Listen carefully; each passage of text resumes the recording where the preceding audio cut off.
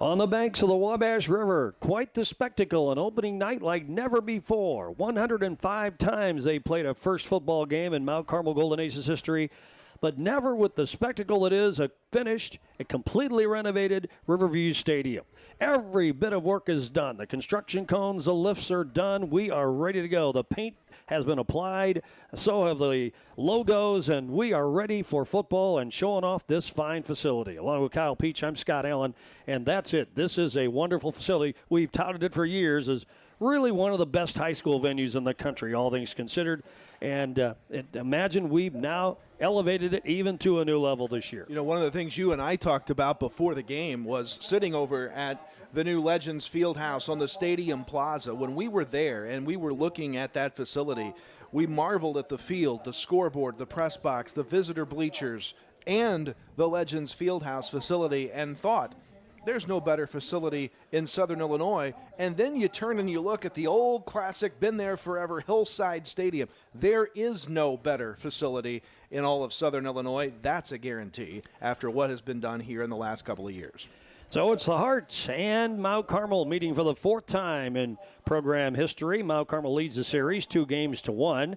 They met for the first time in regular season play a year ago. This is at least a 2-year contract.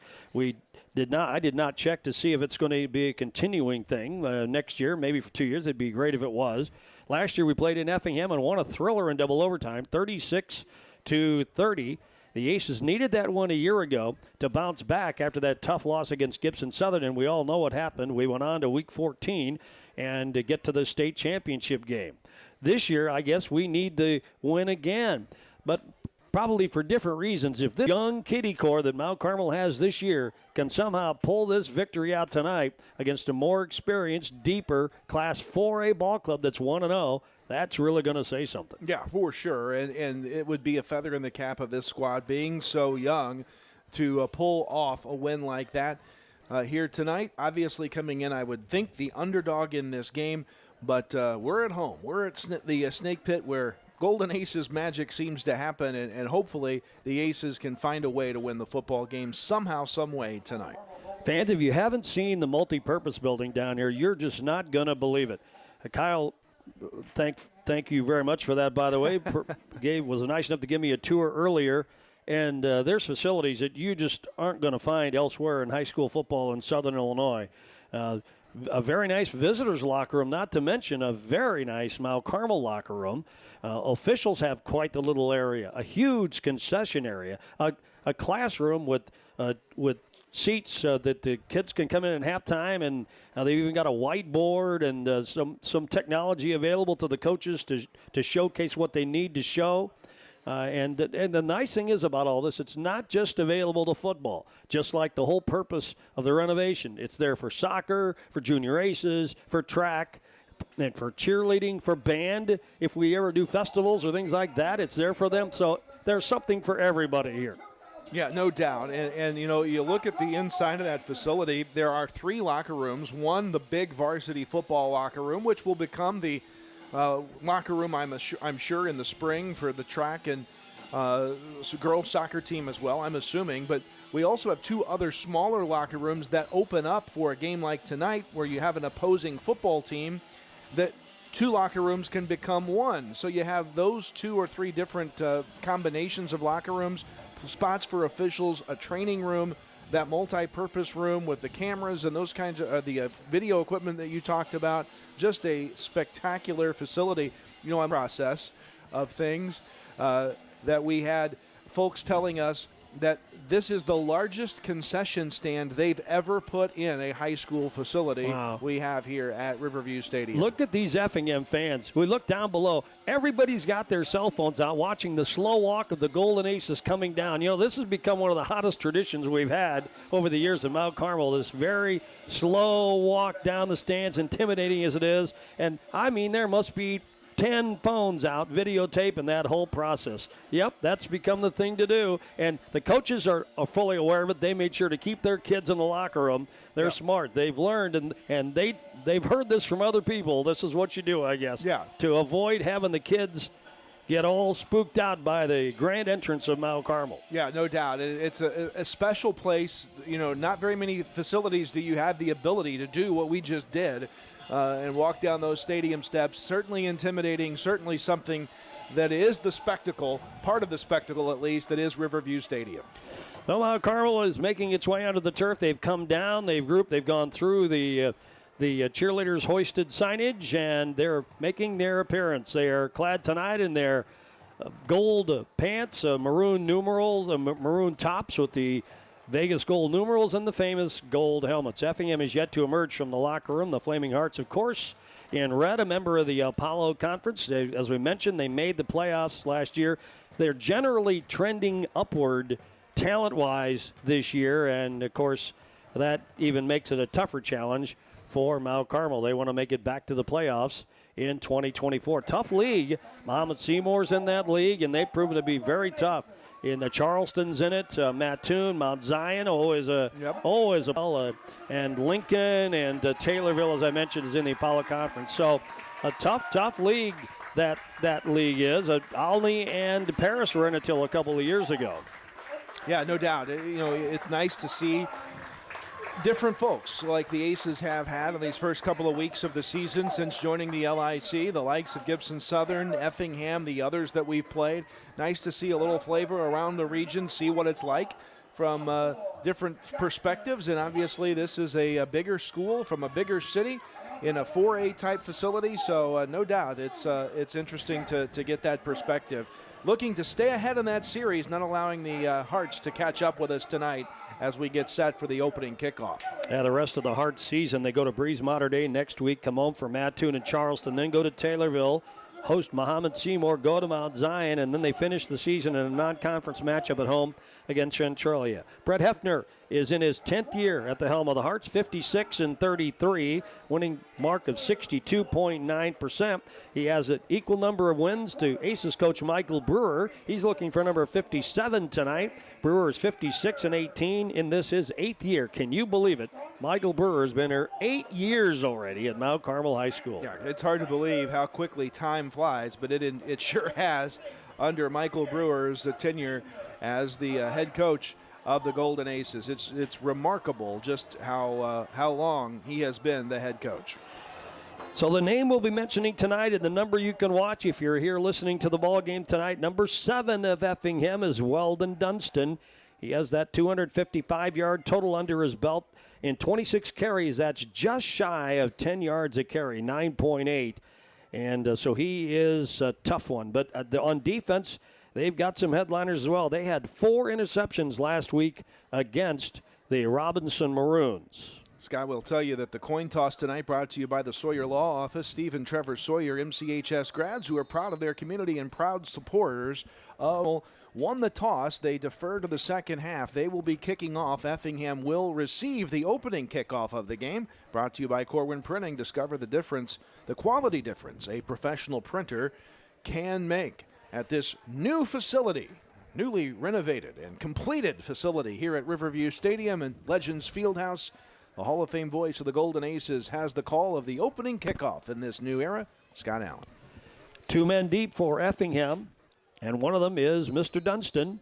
Weldon Dunston, he's along with DJ Latham deep, and there is an onside kick, so a surprise, and it is recovering him, and so the Hearts get good spotting on the field. They take over at their own 46-yard line. Max Kistler, number 2, the sophomore, jumps on that ball, so Effingham will start from their own 45-yard line. So roll of the dice there by the Aces, trying to catch Effingham napping on the opening kick.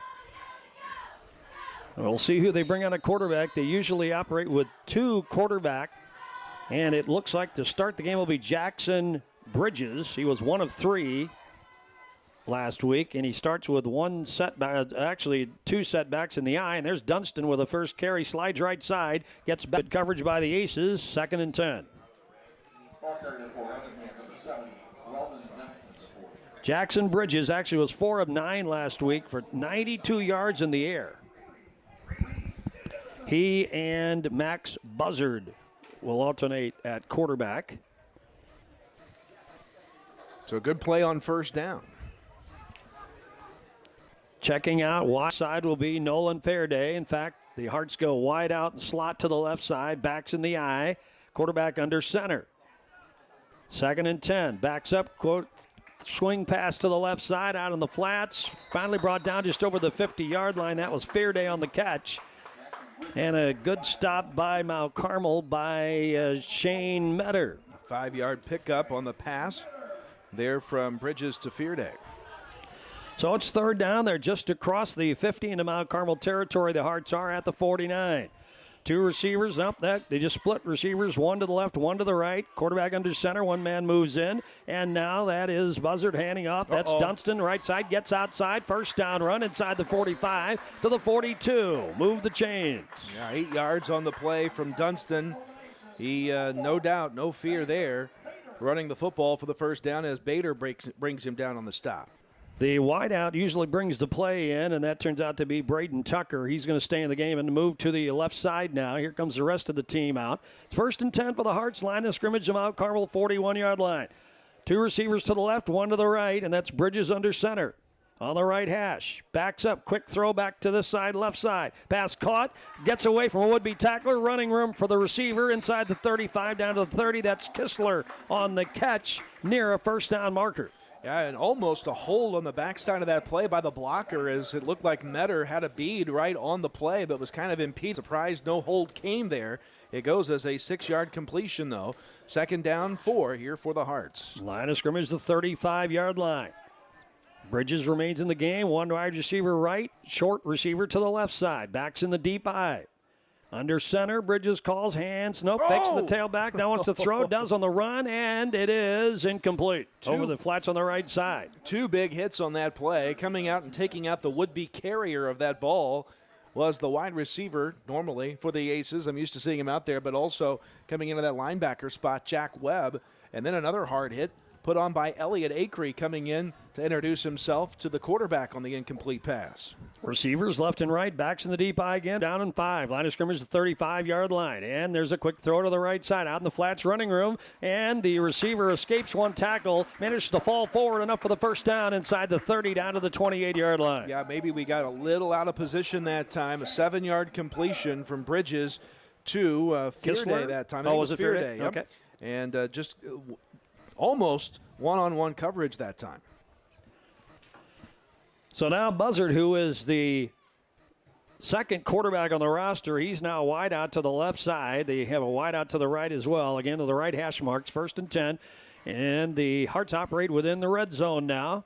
And Bridges hands off. Running back left side, Dunston rung up. Oh, he escapes though. 15-10, breaks free, may get in, and he will. Touchdown. Boy, he shook at the line of scrimmage. We had him brought down for a loss, but he broke it out and scored from 29 yards away, and Effingham's on the board. Yeah, and unfortunate there because, as you said, Scott, we had him wrapped up. A 28-yard touchdown run there for Dunston, able to escape the tackle, and what happened to us on the play, in essence, was we kind of gave up on that play and thought we had him brought down, and so nobody pursuing to the ball, thinking he was down, and he made us pay. Yes, he did, and the kick was made by, looks like Sefton, Michael Sefton. Michael Sefton on the kick. All right.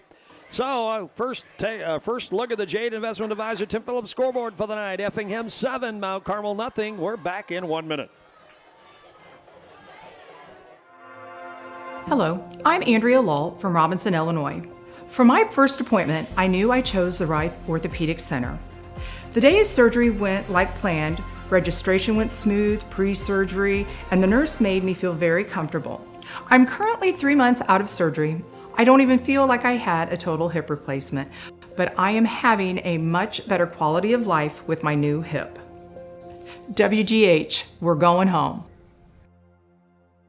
811, if you're not familiar with that, it's a Julie program in the state of Illinois. It's actually nationwide, but that's a free service. The utilities take care of that. Customer wanting to flowers or fence posts or something like that, call that service. Give us 2 business days. That's the law, 2 business days notice.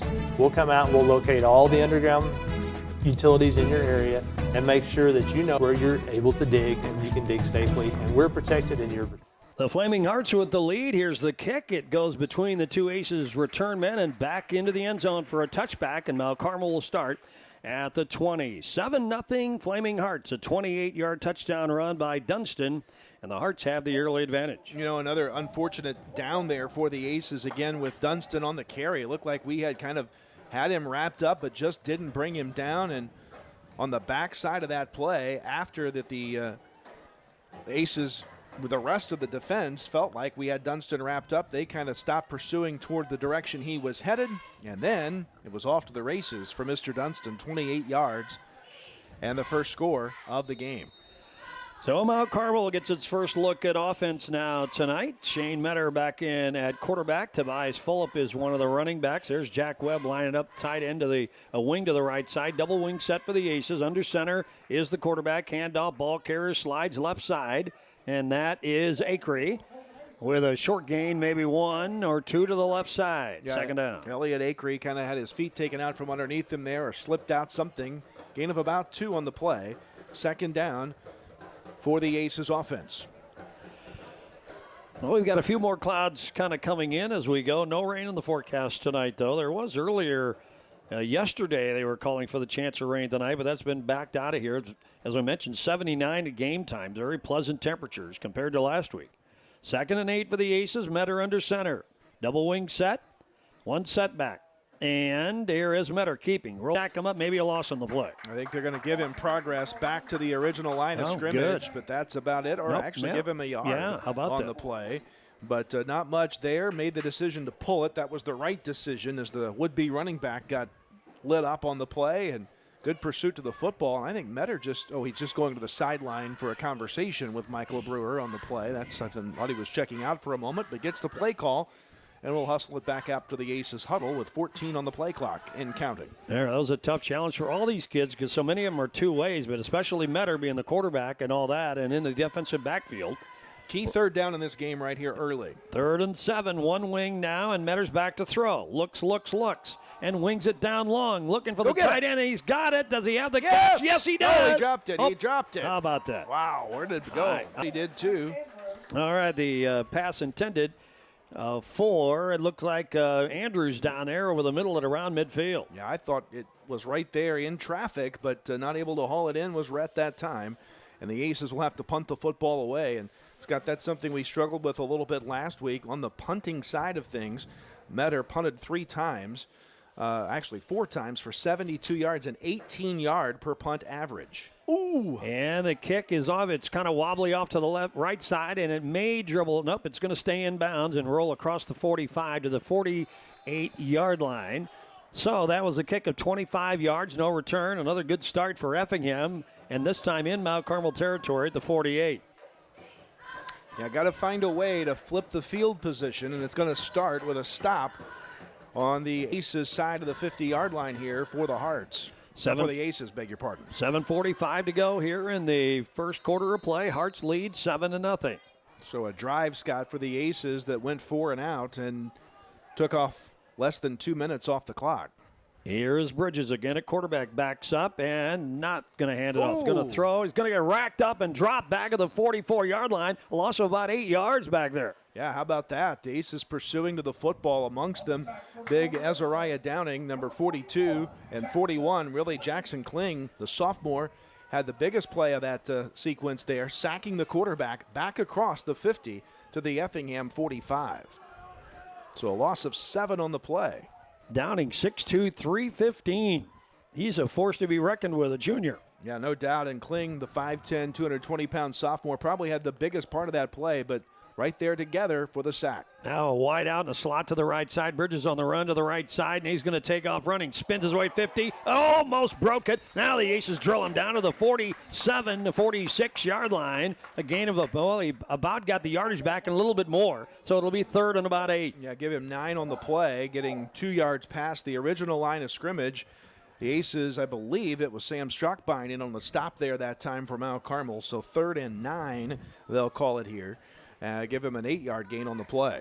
The wide receiver brought the play in. The quarterback is Jackson Bridges. 6 foot 170, a junior. Another big third down. Get the stop right here. 2 receivers left, 1 to the right, a slot to the left. Timeout Effingham. Yeah, they had to hustle a player off the field. They had too many on the field, so our first timeout of the game. Timeout's brought to you by Country Financial representative Tia Morgan. Hearts lead it 7-0. They have the ball. We'll be back in 60 seconds. Get your new Ford at Steve Faulkner Automotive. New 2024 Ford Edge with 0% for 60 months and Ford F-150s with 0% financing. Go to SteveFaulknerAutomotive.com. At Steve Faulkner Automotive, lease the 2024 Jeep Grand Cherokee L for $459 per month and 2024 Ram heavy-duty trucks up to $11,000 off. See them all at SteveFaulknerAutomotive.com. In the heart of Mount Carmel, where community and support go hand in hand, you'll find the First National Bank. We're more than just a bank. We're your neighbors, your friends, and your supporters. Just like our Golden Aces, we believe in hard work, dedication, and the power of community. Whether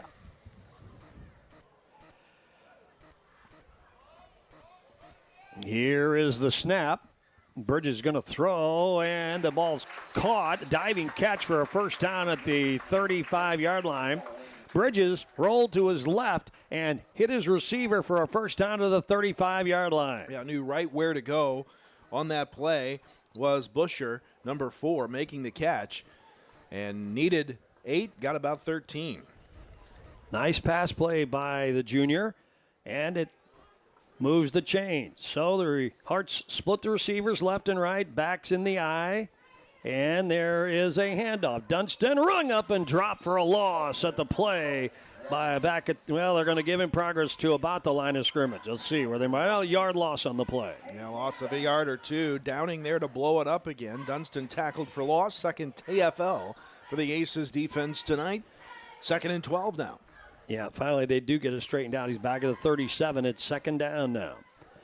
First quarter, 5:34 to go here. Opening night at home in the 2024 season. Effingham, your leader, 7-0. And the Hearts split the receivers left and right.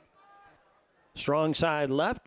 Backs in the eye, and there's a handoff. And it's Dunston looking for running room left side. Tries to wiggle his way to the edge and gets dropped first after a gain all the way inside the 35 to the 34. 4-yard gain for Dunston, his 4th carry of the night. He's up to 40 yards, averaging 10 per carry tonight. Last week, averaged 9.8 yards per carry. He's a workhorse. As we mentioned, 26 of 34 carries. He had the football last week in the win over Robinson. The 6-foot, 200-pound senior. He's actually Weldon Dunston the 4th. He is. Got the IV after, and Effingham spending their second time out of the half, still here in the first quarter of play. All right, a stoppage, 4:46 to go, first period. Timeouts brought to you by Country Financial rep Tia Morgan. Hearts on the march. They lead 7-0 back in 1 minute. Have you ever lost power? Many get a home generator. Now there's something much better from Morton Solar, the Tesla Powerwall. Another favorite point of having my solar panels and battery backup, the Powerwall. It does give me a feeling of security for my family. I have 2 boys. I have a wife. She's a nurse. She has to be able to get up and go to work at any point. I wear a CPAP machine, so I need that to make sure that I don't stop breathing for too long while I'm asleep. Go to MortonSolar.com. Meet the dentists at Comprehensive Dental Care of Mount Carmel. Dr. Bryce Miller has proudly served the residents of his hometown for over a decade, bringing advanced training in the field of implant and cosmetic dentistry to the local community. And Dr. David Miller has been practicing now for 40 years. In that time, he provides patients with high-quality care tailored to their health and well-being. Let our team at Comprehensive Dental Care put our quality, compassionate care to work for you. Give us a call today. It's 3rd and long for Effingham. Bridges now back in the shotgun. He takes a snap, wings it left side, and off the back shoulder of the receiver, spun around, incomplete, dropped it around the 18. Good coverage by Mount Carmel. Well, now 4th down, 4th and long for Effingham, probably in a go-for-it situation. They do have a pretty good kicker in Sefton, who has made a 35 season, 2 for 2. He's 6 of 7 in the PAT department. This one a pretty good distance away, so probably going for it here on 4th down. Hayden Wendling checks out wide to the left side. 2 receivers wide right. The back split And it's going to be a single back with a wing to the left. Quarterback in the shotgun. Bridges sends a man in motion. 4th and long. Backs up.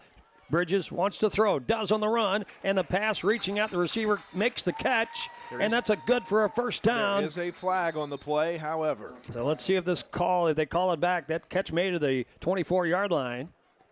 Gain of 14 if it holds. It looks like it's on the Hearts. False start.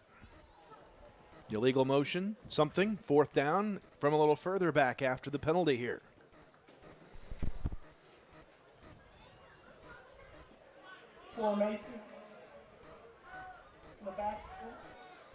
Illegal formation is the official verbiage there used by the referee. 4th down after the penalty, 4th and about 12 here. So now the Hearts will give it up. Now Carmel drops 2 men deep, standing back inside their 10-yard line.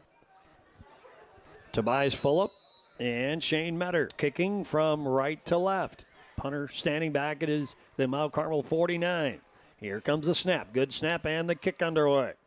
Angles a little bit towards trying to catch it before it goes to the end zone, but it rolls in. It'll be a touchback, and the Aces will take over at the 20. Tried for the little coffin kick, but had a little bit too much on it, and Mount Carmel gets a break there. You know, Scott, we're seeing this more and more here at Riverview Stadium, but Effingham used to playing on turf. Their home facility now turf. We saw that last year, so the turf not really a factor in this game either way here tonight. Kickers are used to it just as much as we are for them and us.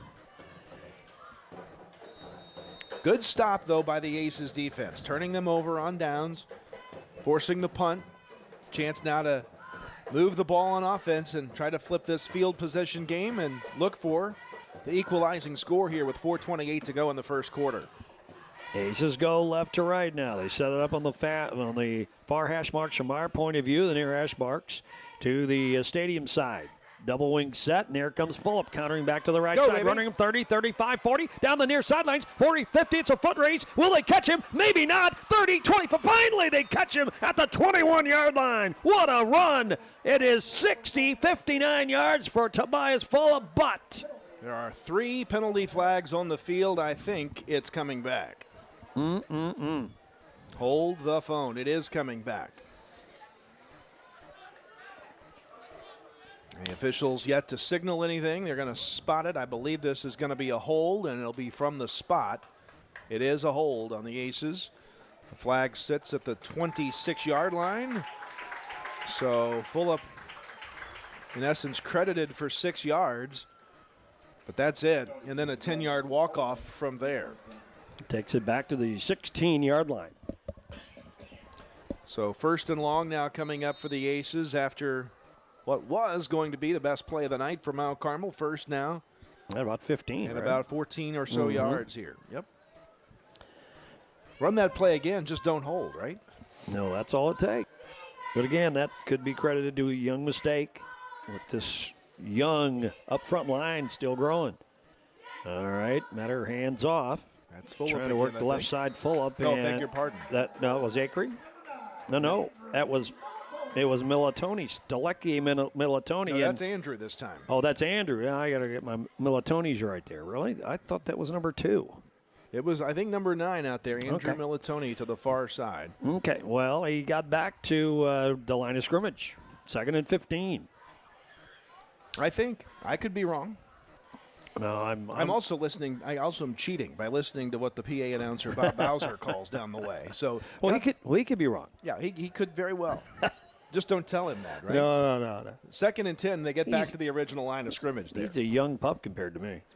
2nd down now. Here is, I completely missed that play. Metter's trying to throw it, and we just do break it up. Would it be an interception? So Metter tried to throw on 2nd and 10, and defender in the area got a hand on that ball, and Elliot Acri became more of a defender than a receiver on that play to knock it away. So incomplete pass, and now 3rd and 10. 3:03 to go here in the first period of play. Line of scrimmage remains the 20-yard line.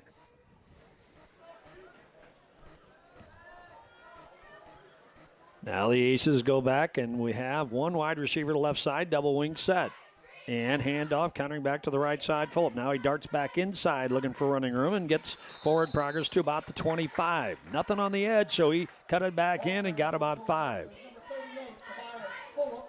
Officials are stopping play here. Is there a penalty?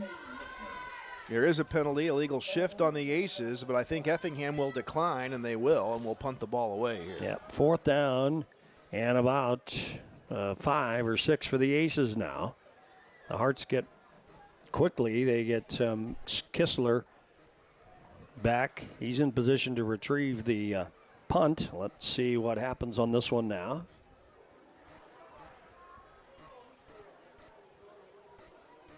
And here comes the snap. And Mitter gets the kickoff. Much better. Yep. Take a bounce. And it bounces at midfield, dribbles into Effingham territory at about the 45. So that's a kick of 35 yards by Mr. Mitter, and Effingham takes over from their own 45. Looking at the early statistics here with 2:44 left in the first, the Hearts on their couple of opening drives have 72 yards and a score. Mount Carmel has just mustered 18 yards on their first 2 possessions of the game. The Aces have only run a total of 6 plays, I believe, 2 incomplete passes and 4 rushes. So here come the Hearts now.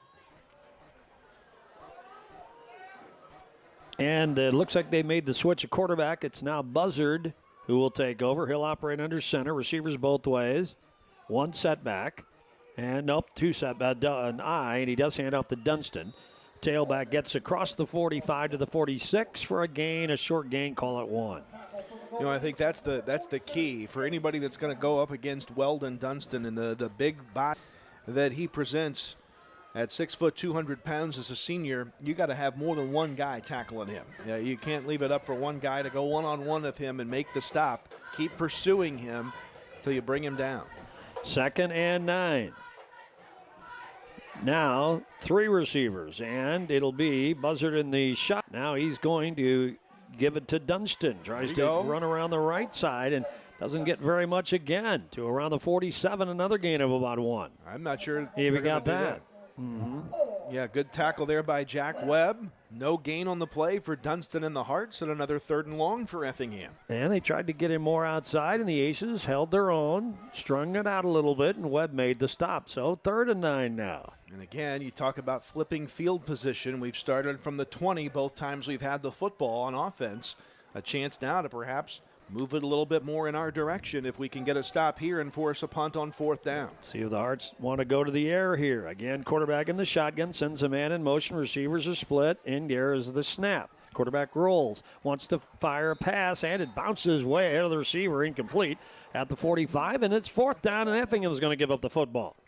3rd incomplete pass thrown tonight by Bridges in 7 attempts. And the Aces should get the ball in a little bit better field position. Our deep men going to stand, it looks like, around the 20-yard line, maybe the 15, but a chance to return the ball for the first time tonight. The kickoff returns have been to the end zone for touchbacks, so, and the punt there as well. So we'll see if we can get a little bit of forward progress on the return. All right, 4th down, and here is a good snap and the kick underway. It looks like it's going to be Metter at around his 20, 25, and near the 30 before he's finally brought down. So a kick of, let's call it 28 yards, 29 yards, and a return of about 5 or 6. It's not a lot of difference, but it is a little bit of difference. From the 20 now to the 29 is where this drive will start. So a little bit of better field position for the Aces. Have got to start something on offense, find a way to move the football here. Now let's move the ball like we did last week a little bit. Right. 1:04 to go, first period. Effingham leads 7-0. Aces go left to right on this possession. Had a big play on the last drive, but it was negated by a penalty.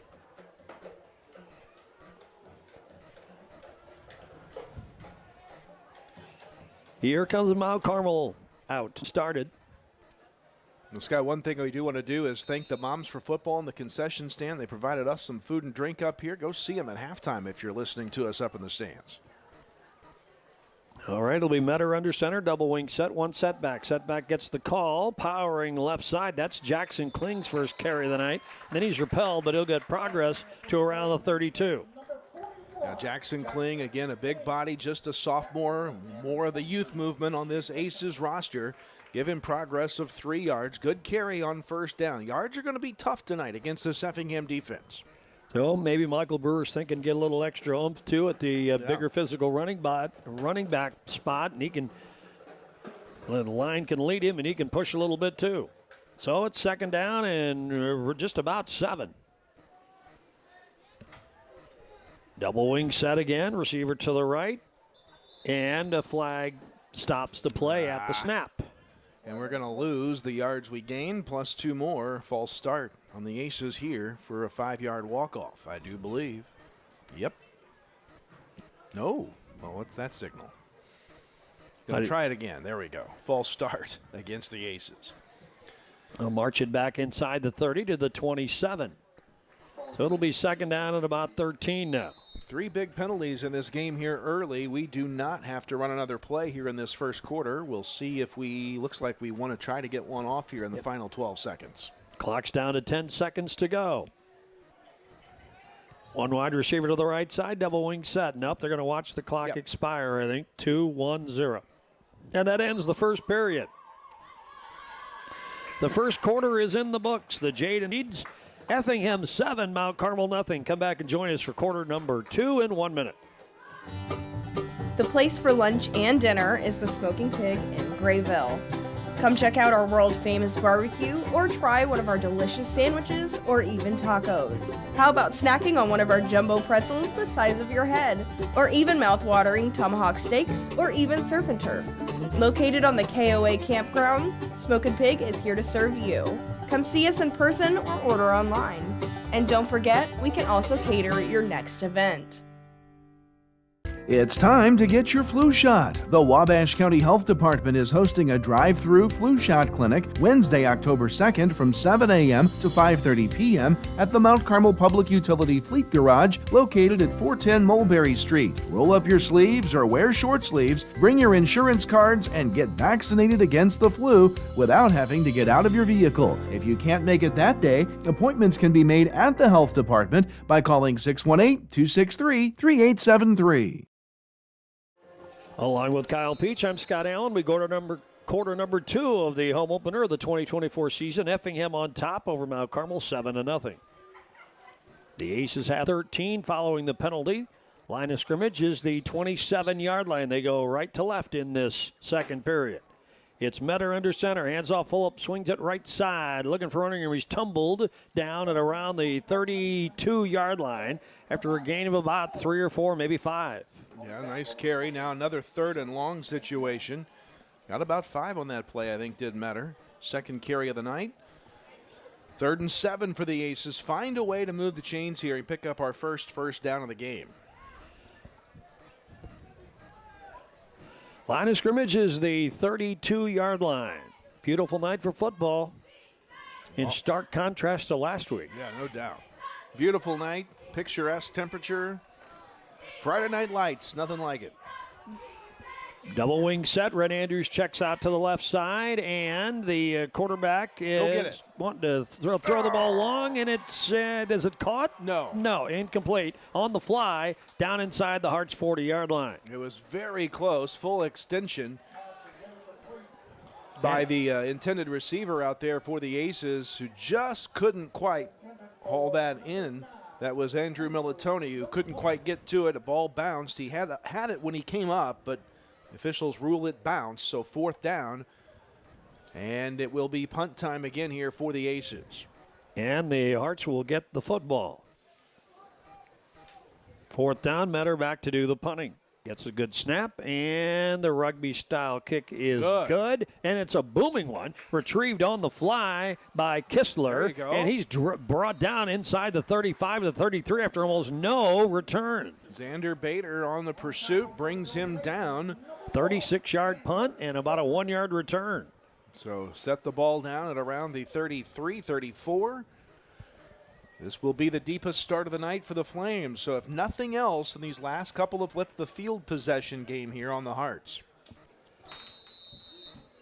So let's see what the Hearts do. They are clad in their road red pants and white numerals with white helmets. tonight. They go left to right in this series.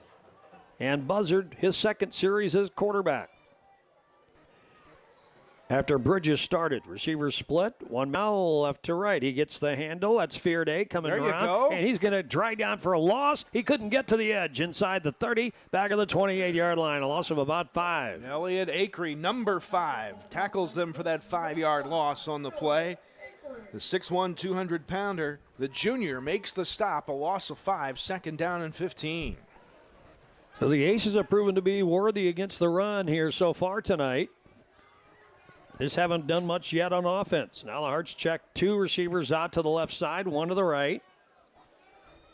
Quarterback in the shotgun with 1 setback to his right. They haven't used the eye now in a while. And that is Buzzard. He's going to keep it himself. Big hole up the middle across the 35. Finally dragged down by Fulop at around the 37-yard line. Gets the 5 yards back. They lost and a couple more to boot. Fulop makes the stop, but a pickup of about 9 on the play. Third down and call it 6 here. Early second quarter. Mount Carmel on defense tonight. Effingham trying to get churning again. They scored. Barely 2.5 minutes into the game on a 28-yard run by Dunston. But he's been held in check most of the night. Now receivers 2 to the left, 1 to the right, a wing that way. 1 setback, and Dunston does get the call. Left, right side, first down and then some, 45. Finally stacked up, still in bounds near the Effingham sidelines of the 48-yard line. First down, gain of 11. Yeah, just a nice pickup by Dunston. Had blockers out in front to lead the way. Aces just couldn't find a way to get to him. Another first down. Second double-digit carry of the night for Dunston, up to the 48 of Effingham. The other one was the touchdown run. So other than that, Mount Carmel's handled it pretty well, but missed on that one. Now the Hearts send 2 receivers to the left, 1 to the right, wing to the right, quarterback in the shotgun. Calls the signals, keeps it himself.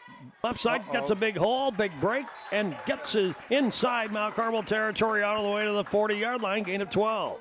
Call it 11, call him just shy of that marker, the 41. Another 11-yard gain, back-to-back plays.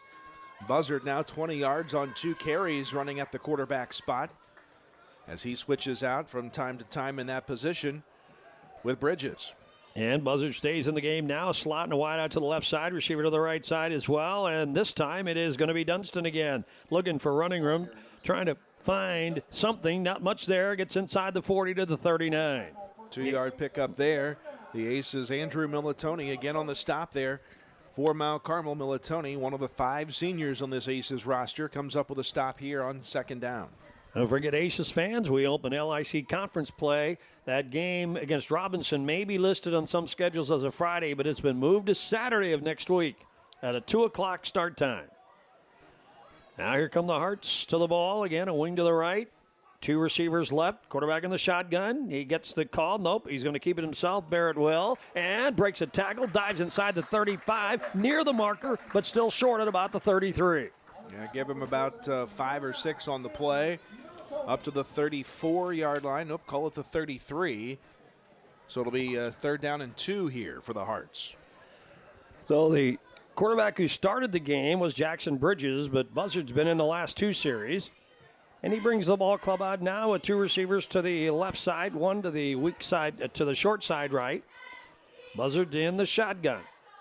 Here's the quarterback going to keep it himself, go left side. Enough for the first down, it looks like. Yep. Inside the 30, down to the 29 or maybe the 28. 4-yard gain. Kind of starting to wear us down a little bit, it appears. Webb ends up and makes the stop, but not before. Another first down for Buzzard and the Hearts. I was going to say the Aces defense looking for something to get off the field on, but these are going to be the same kids on offense anyway. Yep. But something about the switch between defense and offense, sometimes it's all you need. Just claim a victory and move the ball then. But let's get it back first. Nope, it's going to be Buzzard keeping it himself. Finds a hole up front, breaks a tackle, and almost broke it. It gets down to the 10-yard line. Be about an 18-yard pickup. The Aces with Xander Bader saving the day there. They'll call it at the 11. What was that on the pickup? About 18 yards? Yeah, 17, 18.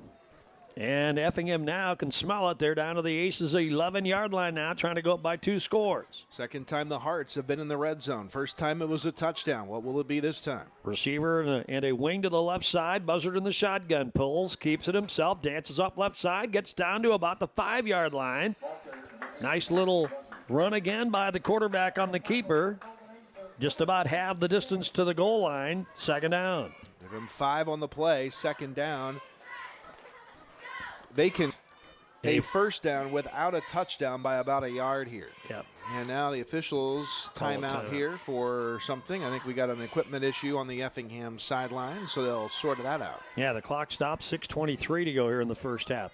So again, the game against Robinson is a Saturday game. That was one of those games that was changed on the schedule after the season really had been announced because of the officials, right? Yeah, it's even on the website. The IHSA website is still listed as a Friday night game. Effingham now taking their final timeout. How about that? Another timeout for the Hearts, so we'll take it as well. Brought to you by Country Financial representative Tia Morgan. Hearts on the drive. They lead 7-0 back in 1 minute. Hi, I have a question. I heard you were owned by the people who manage their money day to day with you. Yep. And that you're a not-for-profit version of a bank. Yep. And because you are owned by the people who manage their day-to-day money with you, and because you are the not-for-profit version of a bank, you work to keep good rates, so it's easier to borrow or to save for life milestones. Yep. Just people helping people. Was there a question? Yep. How do I sign up? You can apply for a membership online at cafcu.org. or come into our at 1011 Oak in Mount Carmel if you have any questions. What does CAFQ stand for? It's Corporate America Family Credit Union. It's so many words because we're helping so many people. Well, that makes sense.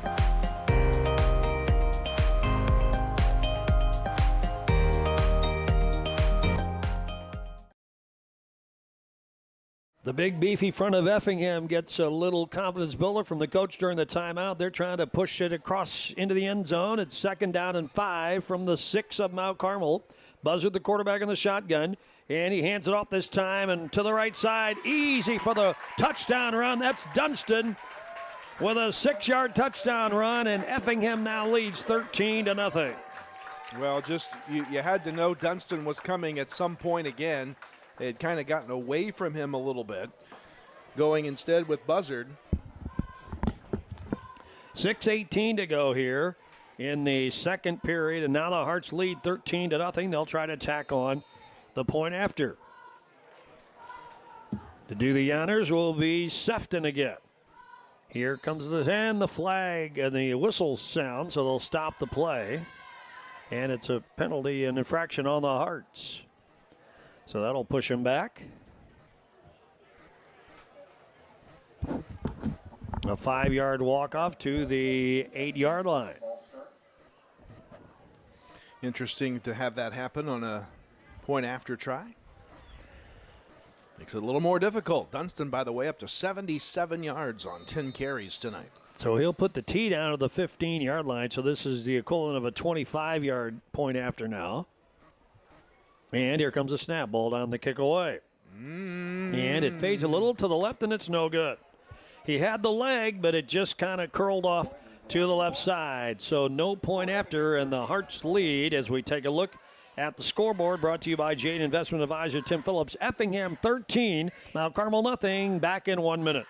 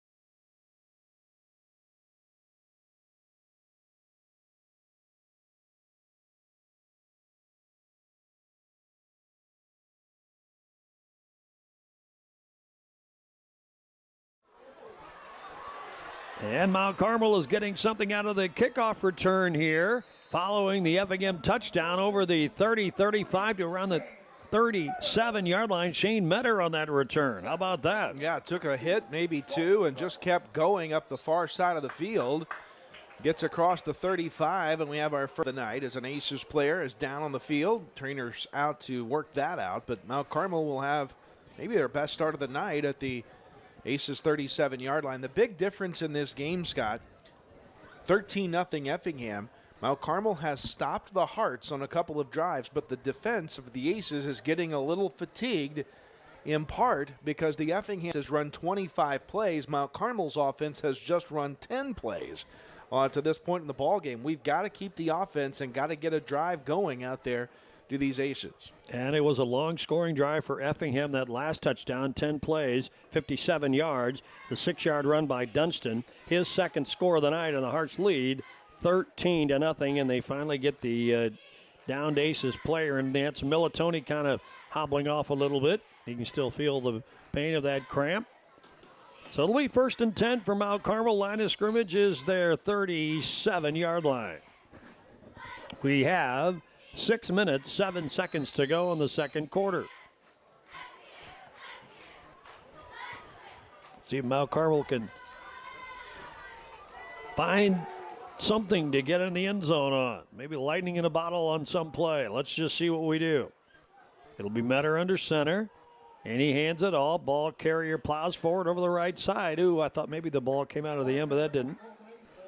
It looks like it was Acree on the carry, and they'll mark him to the 41-yard line. So a gain of, what's that, Kyle, about 3-4, call it? Call it 4, I think. Yep. Best carry of the night for Acree is second in the game. Ace is now up to 30 yards of total offense here in the first half. Second down and 6. The Hearts with 139 unofficially. Good crowd on hand tonight, and Effingham's traveled pretty well for coming as far as they did. You know, we'll tell you about the Legends Fieldhouse again in a moment here. And here's a handoff. Ball carrier's Acre slides left side over the 45 to the 46, just shy of the marker. It'll be 3rd and a short 2 for Mount Carmel. Maybe the shortest third down situation the Aces have been in tonight after the pickup there by Acree. Give him about 5 yards on the play. 3rd and 1 here. But, you know, you look at the stadium and you don't see as many people in the center of the stadium as you do at one point. I just looked my head out the window. There is a crowd watching from over at Legends Fieldhouse. Remarkable to see that. Big third down, biggest of the game here for the Aces. Move the chains tonight. Let's do it. Checking out wide to the right side is Andrews. Left side, rather, is Andrews. Double wing set. And ball carrier plows forward. Has enough for the first down. And then some. Almost breaks free. Still on his way to the right side. Down the sidelines. And will he get caught? Yes. But not before the ball carrier gets to around the 10-yard line. On the carry is Acree. That's our first 10 Pins Bowling Center first down of the game for the Aces. First trip into the Big R Farm and Home red zone. Almost to the end zone. It's set up at the 7-yard line with 4.5 to go. How far was that?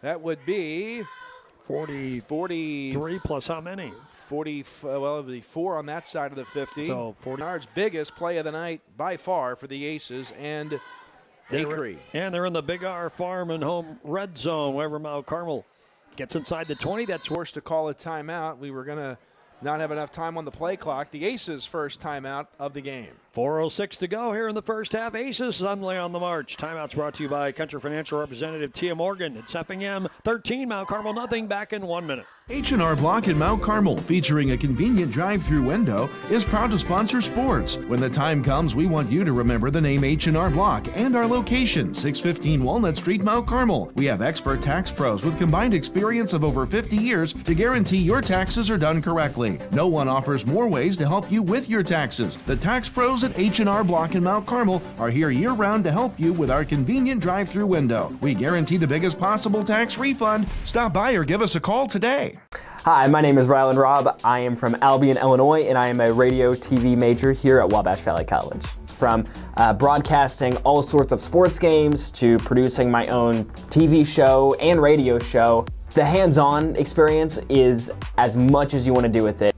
In terms of the program itself, I think it's really special. It's really like almost a little family in a way, and it's really been really nice being able to experience and really appreciate it with me. Now Carmel has a 1st and goal from the Effingham 7-yard line, trying to get on the board. Shane Metter sets down under center and will hand it off. Ball carrier stacked up. Maybe a gain of something, but the Aces give it to Jackson Kling, the fullback. Give him a couple.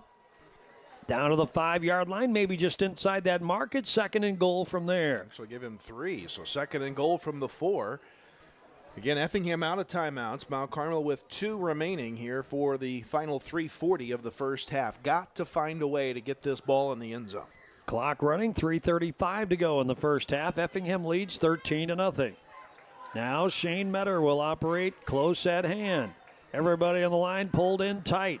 He will hand it off. Ball no, he kept it himself, and did he get in? Yes. Yes, he did. Touchdown.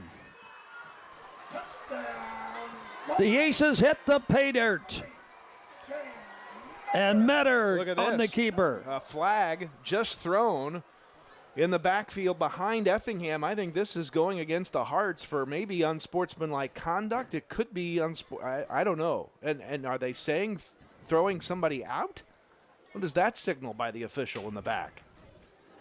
Well, he'll come and face the crowd and let us know. Unsportsmanlike conduct. Aces. Aces. Goodness. Okay. Is it a dead ball? Excessive celebration? I'm not sure what that's all about. Because the touchdown counts. But now you're putting yourself in a lot of adversity here for the extra point attempt in a 1-score game. Did somebody get ejected? That's what I'm wondering. Well, the official was making the motion. The guy that threw the flag was still motioning. Okay, let's see as if that's the case. But I don't know that I've seen anybody escorted away. Well, and he hasn't continued with that signal on the official call to the audience, that too. was never made. But they're going to set the football down at the 17-yard line, so I guess 18, so it's a 15-yard infraction. And Mount Carmel will have the extra point try from there. So the 4-yard touchdown run by Metter holds. 3:21 to go here in the second quarter. It's 13-6 Effingham now. And we were going to go for 2 anyway, but now we get to run a play with a lot of pasture between us and the end zone. Here's Metter under center, and that's a stoppage of play too. We're going to spend another timeout because the play clock was down to 1. We were down to 1. Okay.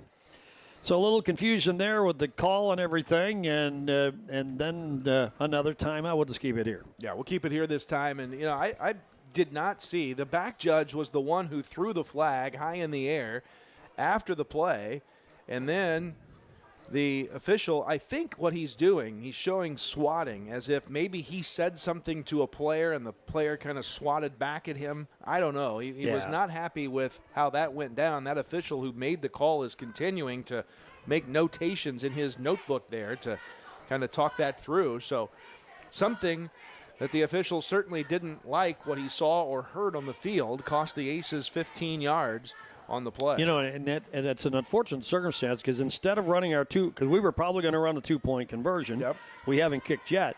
And instead of having to be 13-6 and we're at the 3-yard line, it's 13-6, and now we got to run a conversion from the 18-yard line. Well, and you have a obviously higher percentage closer you are, and Effingham has missed an extra point tonight. Yep, so that's the deal. We'd be within 5 points. We'd be flipping the script where a touchdown would potentially give us the lead if we could convert on the 2-point conversion. And now we're still confused. We've got 2, 3, 4 kids running back and forth. Oh, and here's Metter. He's going to be under center. And it calls and drops the ball. Yep. And did he get it picked up? Effingham recovered it, so that negates that. So that was interesting. So a timeout on the field, 3:16 to go here in the second quarter. The Jade Investment Advisor Tim Phillips scoreboard now reads Effingham 13, but Mount Carmel 6. Back with a kick in 1 minute.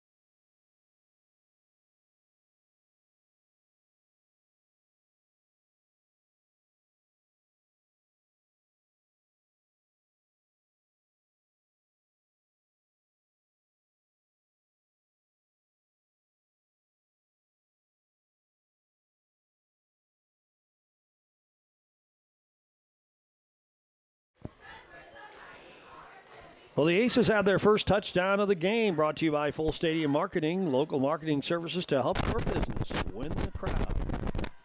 The point after, I guess we call that, I don't know what we call it. The fumble, just dropped the ball, and now the kick away. Go get it. Far side of the field, is it going to go out of bounds? It did. Yep. And Effingham will get the ball at the 35-yard line if they elect to do so. 3:16 to go here in the first half. Hearts lead 13-6. That was the first Aces touchdown of the game, as you said, by Full Stadium Marketing. Did you say that already? Yeah, I just read we'll that. do it again. I'm not paying attention. Okay. Here, we'll do it. Let's do it together. First Aces touchdown. Brought to you by Full Stadium Marketing. Local marketing. Services to help your business win the crowd. There you go. Now we can pretend we're doing it like John Rooney does it. We'll have to do it again. And I hate that, by the way. You know, I don't like that bit either. Yeah. And here we just did it. Oh, shoot. You know, and people often will make fun of me because I say the thing you just said a minute ago. We're keeping stats. We're watching scores, trying to keep things going. And so I pay attention to what you say about half the time. You poor guy. Okay. Good luck with that. Keep them off the board here in the final 3:16, huh? Line of scrimmage, the 35-yard line for the Hearts. Let's see who's at quarterback. Is it Buzzard or Bridges? Back to Bridges, the starter. Hands it off. Ball carrier slides left. Explosive little back. That's Dunston showing some speed I hadn't seen in him tonight. He gets all the way to the 44-yard line near the marker. About a yard shy, maybe 2, 2nd and 2. Yeah, he's up to 85 yards now. 2 touchdowns in 11 carries. Tobias Fulop able to tackle Dunston to stop the play. Clock rolls. Effingham, no timeouts, remember, the rest of the half. And the Hearts are back in the eye, as a matter of fact, too. And there's the hand up to the tailback. That's Dunston. First down run right up the middle over the 45 to the 47. Right, we'll stop the clock to move the chains. A 4-yard pickup for Dunston. Got to slow the run out here a little bit if you're Mount Carmel. 2:45 to go. Now the clock running again. Here come the Hearts to the ball. They're trying to hurry up and get a score before halftime. Receivers left and right. Backs in the eye. Bridges under center. Hands it off Dunston. Oh, my. Almost grabbed him for a loss, but he managed to break free. An Aces player down as the ball carrier for the Hearts gets over the 50 to the 48-yard line. That's Dunston again, and I think it's just a cramp. The Aces, looks like there's a penalty too, Scott, a hold against the Hearts that will bring that play back. Alec Doc Fulop is out there. I wonder if the folks from Wabash General get a little nervous when players start trying to help the other player with the cramp. It's like, no, let me do it, please. Let me help. So a hold, and that's from the line of scrimmage. They'll mark it back 10 yards there. So is that Downing, maybe? Yeah, I think it is. No, yep. Well, they'll mark it back. Where are they done marching yet? Yes, inside the 40. Puts the football down. The official does at the 37-yard line. So it'll be a 1st and 20 situation now for the Hearts. And once the injury is over, the clock will run. 2.5 minutes and counting for the first half. And remember, the Aces deferred, so we will get the ball to start the second half. And at halftime, we'll have the Keep Us Funeral Home halftime report, scoring summary. We'll have stats, and we'll take a look at scores around the area. Week 3 for Indiana, Week 2 for Illinois. Also, I think Hunter Fuller from the Mount Carmel Sports Boosters is going to join us for a little bit at halftime to talk about the big Ace of Spades drawing. The fundraiser underway for the Aces right now, and that was actually Reed Stinson who was shaken up on the play. And he made it out pretty well under his own power, so that's good news, I guess. Let's hope. Here come the Hearts now to the football. Receivers left and right. Now just one setback, and the quarterback under center. And there was the tailback. I missed him. He got the call. And they're out to they tried to throw the ball and incomplete. Out here to the near side, near the midfield stripe, incomplete. Looking for 81, Colton Webb, the senior tight end. Incomplete pass there for the Hearts. Brings up 2nd and 20. Was that Bridges that threw that ball? I think it was. I think Bridges is back. Yeah, he's back in. Mm-hmm. So Bridges did the first couple of sets. Then Buzzard came in for the second couple. I think both quarterbacks have delivered scoring drives. And now Bridges back in. Bridges ran a lot on the drive. Yep. He was out there. So now a slot and a wide out right side, one wide receiver to the left side, and in the shotgun now is Bridges, and he swings it out to Dunston, makes the catch at the 35, shakes a tackle, 40, 45, outside, midfield. Finally, we drive him out of bounds in Aces territory at the 47-yard line, and that's a gain of 16 yards and a first down. Not yet a first down because it was a 20, that's right. first and 20 or second and 20. So 17 yards, though. Gets a lot of that. So about 3rd and 4 here. 3rd and 5, we'll call it. A 15-yard completion. Clock stops, 2:05 to go here on the out-of-bounds run. And now the line of scrimmage is the Mount Carmel 47. 2 receivers left. One's a slot, wide receiver to the right side. Quarterback in the shotgun this time. Manny gets the call, fires for Dunston. Got it, shakes a tackle inside 40, breaks free down the right sideline to the 20. I think he stepped out of bounds. Yes, they'll mark him at around the 20-yard line, but that's a big gain on the catch by Dunston, and that's a pickup of 28 yards. Yeah, inside the 20 up to around the 18. So call it 30. 2 big pass plays in this drive, both to Dunston. And he got out of bounds anyway. Dunston receiving for the first time this season in this game, 2 consecutive passes.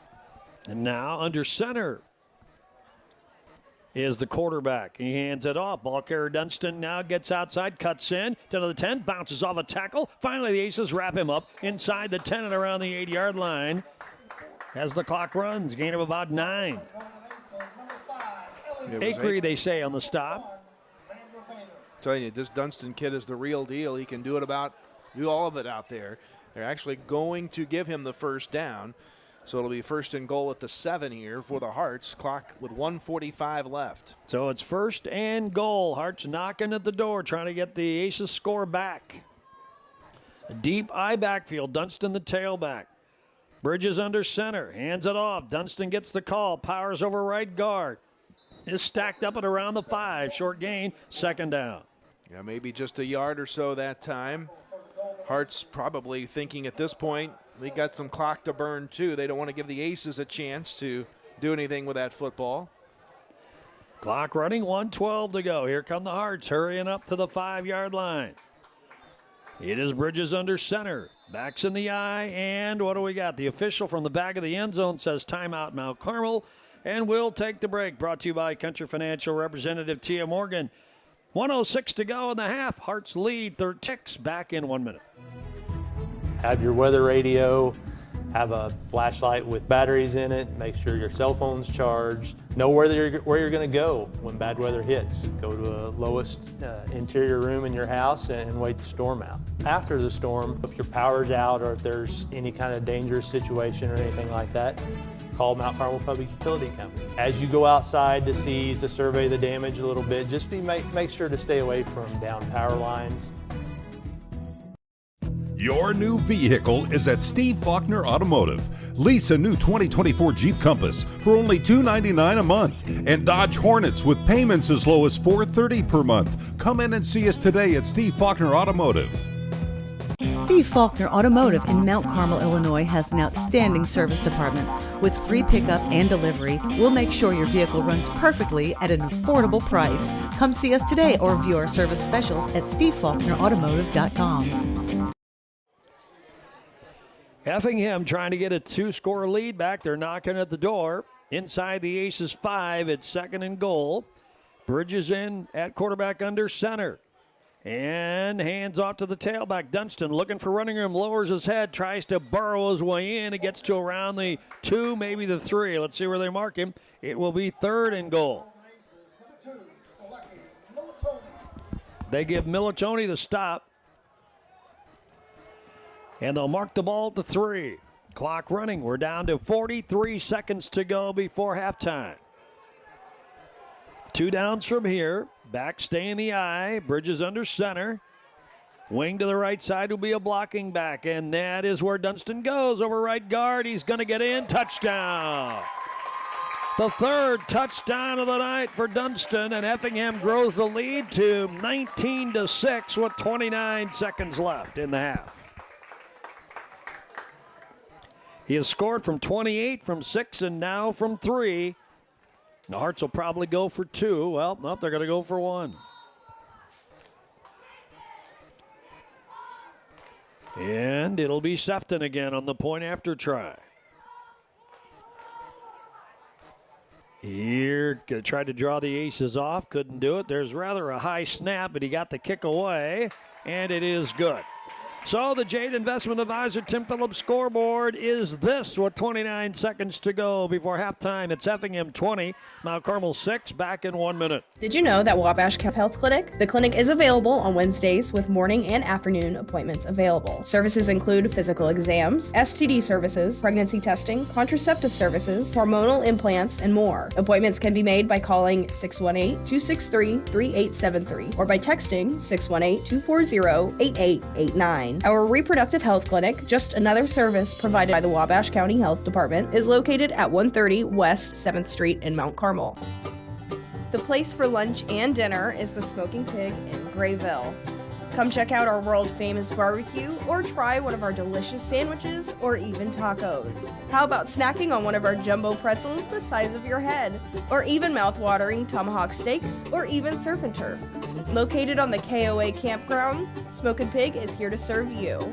Come see us in person or order online. And don't forget, we can also cater your next event. At the 15. Shane Meta retrieves the kick at the 15-yard line and drives forward over the 25 at the 30-yard lines where he ends up. And Mount Carmel has 19 seconds left here in the first half to work with 70 yards. Well, again, the Aces will get the ball to start the second half of play, and we'll see how adventurous we want to be here. I'll probably just take a knee here then. 70 yards to go, 19 seconds and no timeouts. We do have to come out of the huddle, and we haven't broken the huddle on the sideline yet, so I would think if we were taking a knee, we would have already decided that and communicated that, but here we come, we'll see. Just 10 on the play clock as we get out there.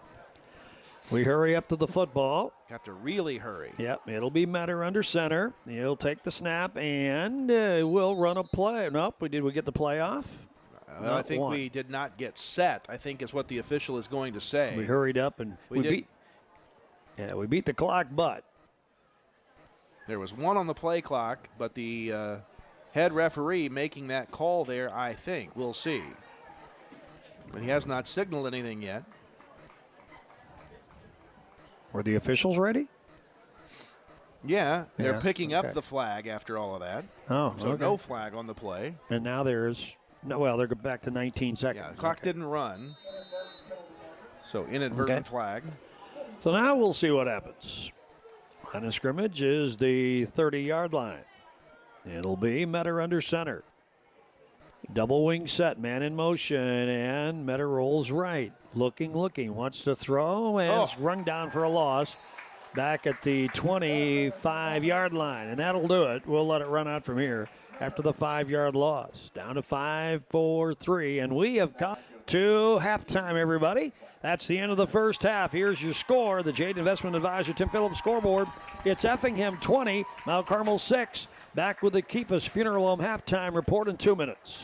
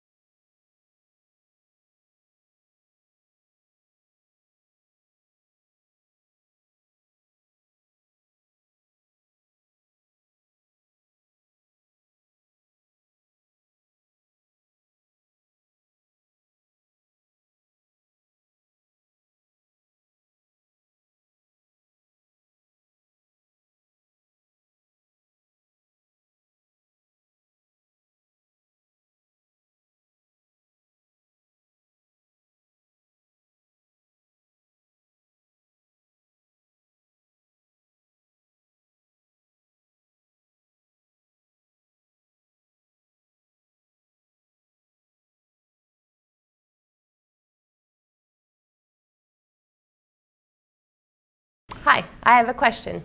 I heard you were owned by the people who manage their money day to day with you. Yep. And that you're a not-for-profit version of a bank. Yep. And because you are people who manage their day-to-day money with you, and because you are the not-for-profit version of a bank, you work to keep good rates, so it's easier to borrow or to save for life milestones. Yep, just people helping people. Was there a question? Yep, how do I sign up? You can apply for a membership online at cafcu.org or come into our local branch at 1011 Oak in Mount Carmel if you have any questions. What does CAFQ stand for? It's Corporate America Family Credit Union. It's so many words because we're helping so many people. Well, that makes sense.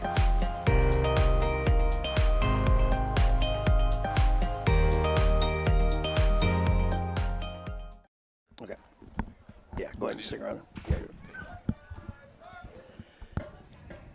We're at halftime here for the first time this year at Riverview Stadium. It's Effingham in control at halftime, 20-6. And welcome to the Keep Us Funeral Home halftime report. Before we get to the stats and scores from around the area and the recap of the first half, Hunter Fuller joins us. He's the president of the Sports Boosters. And always, Sports Boosters are always having great fundraisers and have had for many years. And I know you've got a big event you want to talk about, too, and it's a big one coming up for you guys, isn't it? We do, yes. So we have the big fundraiser for the year for us is the Ace of Spades contest. So starting up again this Wednesday, every week we'll have a drawing on the WSJD morning show at 8:30. So you can buy tickets for that every week, either online, sells out there too. You can also pick up tickets at WSJD's station. So, well, I will say one thing. Those totals have gotten pretty high over the years on that thing, haven't they? They have. And this one, so the last one actually started out at $2,500 for the winners, and we're starting it out at $5,000 this time. So we hope to. So you're seeding it at $5,000 to start with, huh? Starting at $5,000 this year.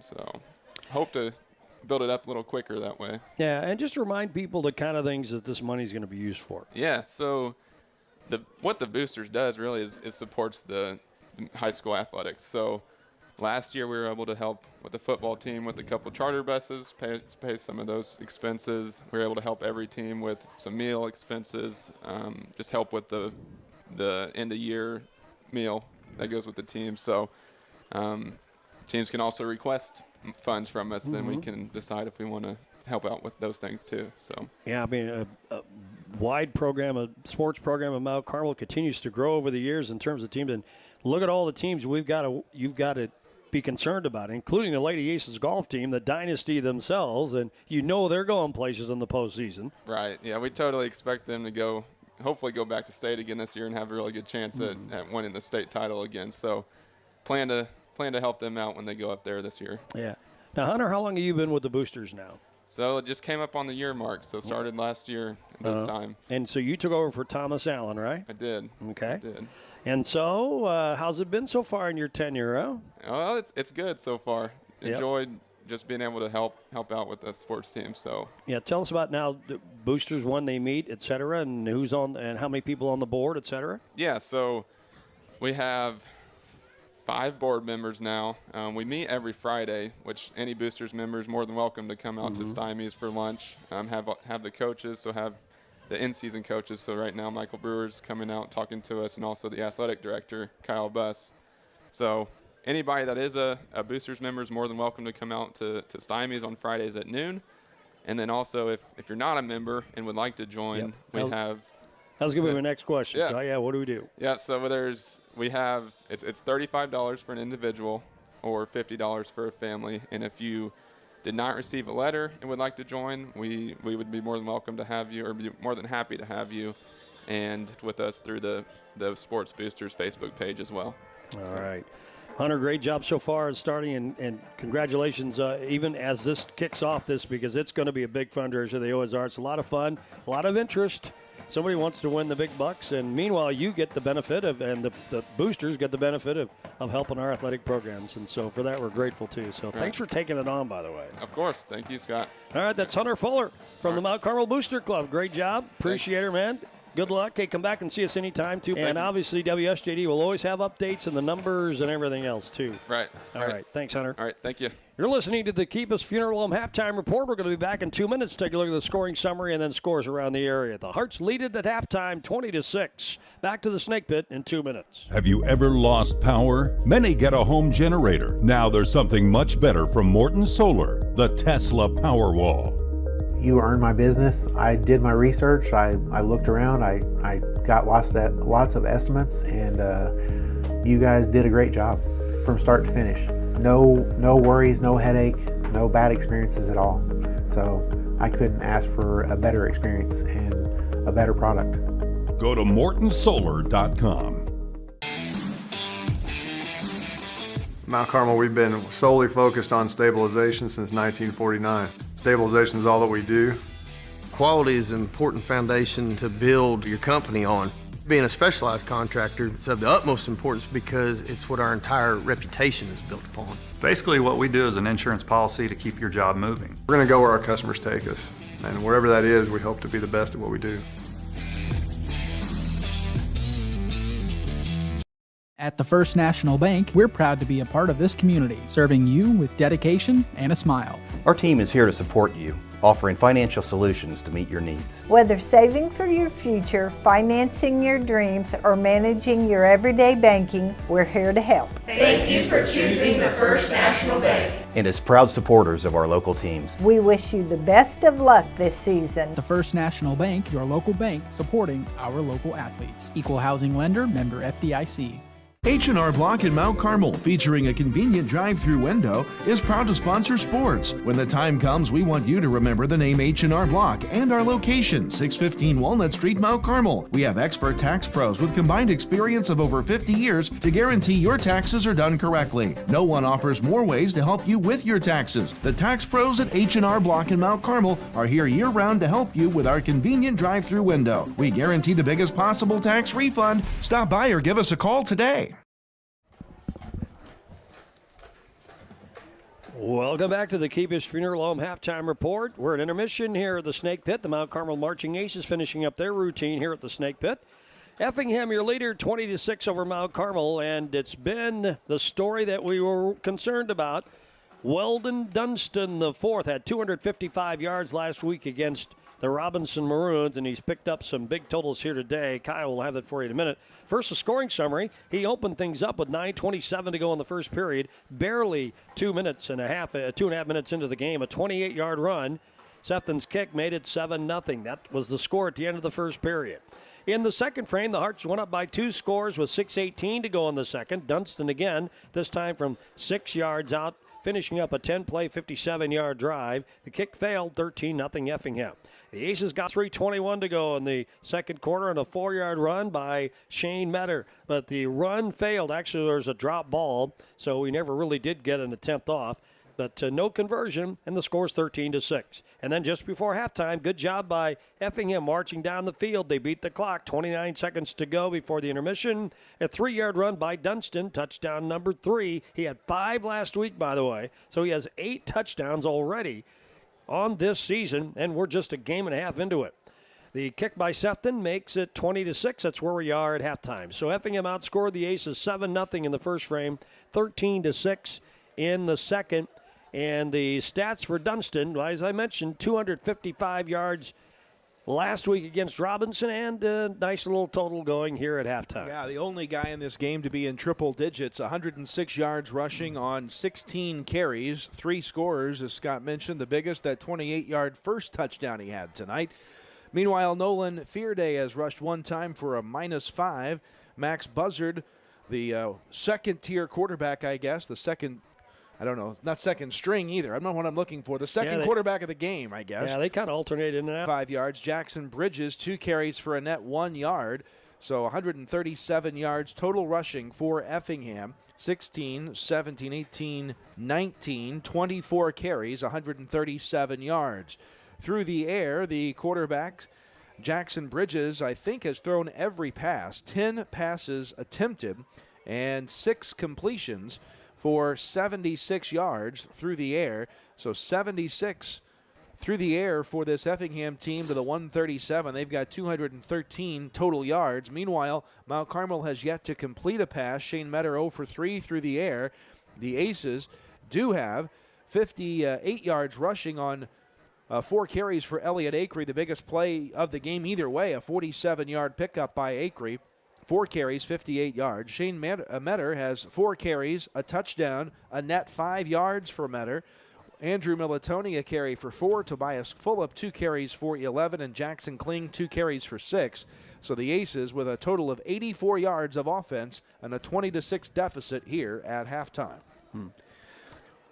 Well, there we are. That's the scoring summary and the stats. Let's take another 2-minute break. You're listening to the Keep Us Funeral Home Halftime Report. When we return, we'll have scores from around the area.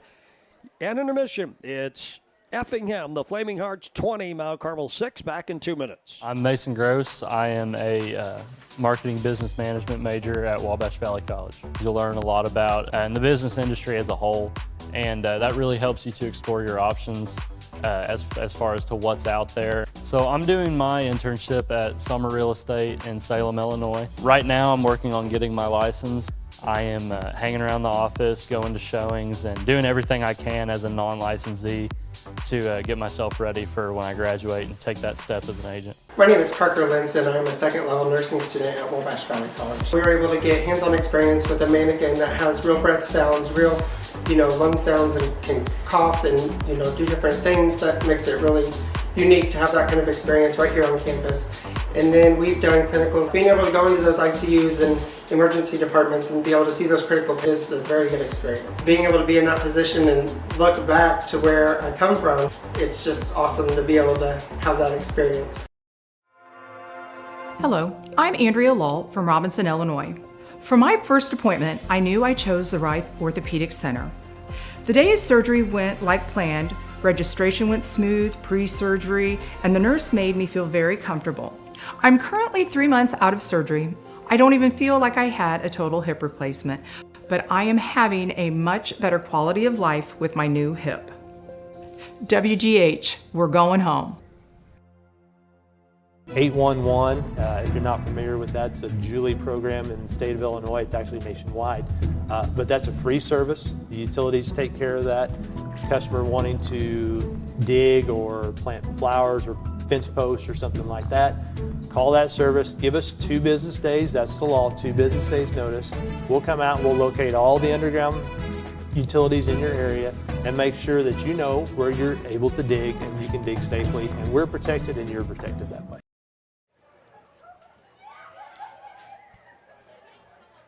You're listening to the Keep Us Funeral Home Halftime Report. It's halftime with Effingham leading Mount Carmel 20-6. Some scores from around the area. Let's start with Southern Illinois. Marshall trailing Shelbyville in the second quarter. The score there 32-8. Johnston City over Edwards County at halftime 34-0. The Charleston Trojans and Paris are having a good battle 15-12. Charleston leads the Tigers in the first quarter. Second quarter score, Taylorville over Robinson 9-0. The Fairfield Mules lead El Dorado in the second quarter. The score is 20-0. Flora over Christopher, the Bearcats of CZR, 20-12 at halftime. Also, it's Benton over Salem in intermission, 42-0. The KZ Westfield Warriors trying to go 2-0. They lead El Paso Gridley in the second quarter, 7-0. PBL leads Newton 12-0 at halftime. It's Carmel over Hamilton County at the break, 16-15. Mattoon and Olney are scoreless at 0 here at the first quarter break. Let's look at some Indiana scores. Don't feel so bad about how Gibson Southern beat Mount Carmel last week. The Titans a commanding lead over Princeton in the second quarter, 49-7 in the battle for Gibson County. Wrights leads Jasper in the third quarter, 20-7. It's Castle over Bossy, 39-0 in the third quarter. In the third period, Mater Dei over Vincennes Lincoln. The score there is 17-8. Let's see if we have any other scores from Indiana pile up. Yes, the Central Bears trail Memorial in the third quarter, 35-6. And Mount Vernon leads Pike Central in the third quarter, 27-20. One other score? No, a couple others. North leads Harrison in the 3, and it's Heritage Hills all over Boonville in the second period. The score there is 24-0. One other score. Big Ten action tonight. IU all over Western Illinois in the third quarter, 49-3.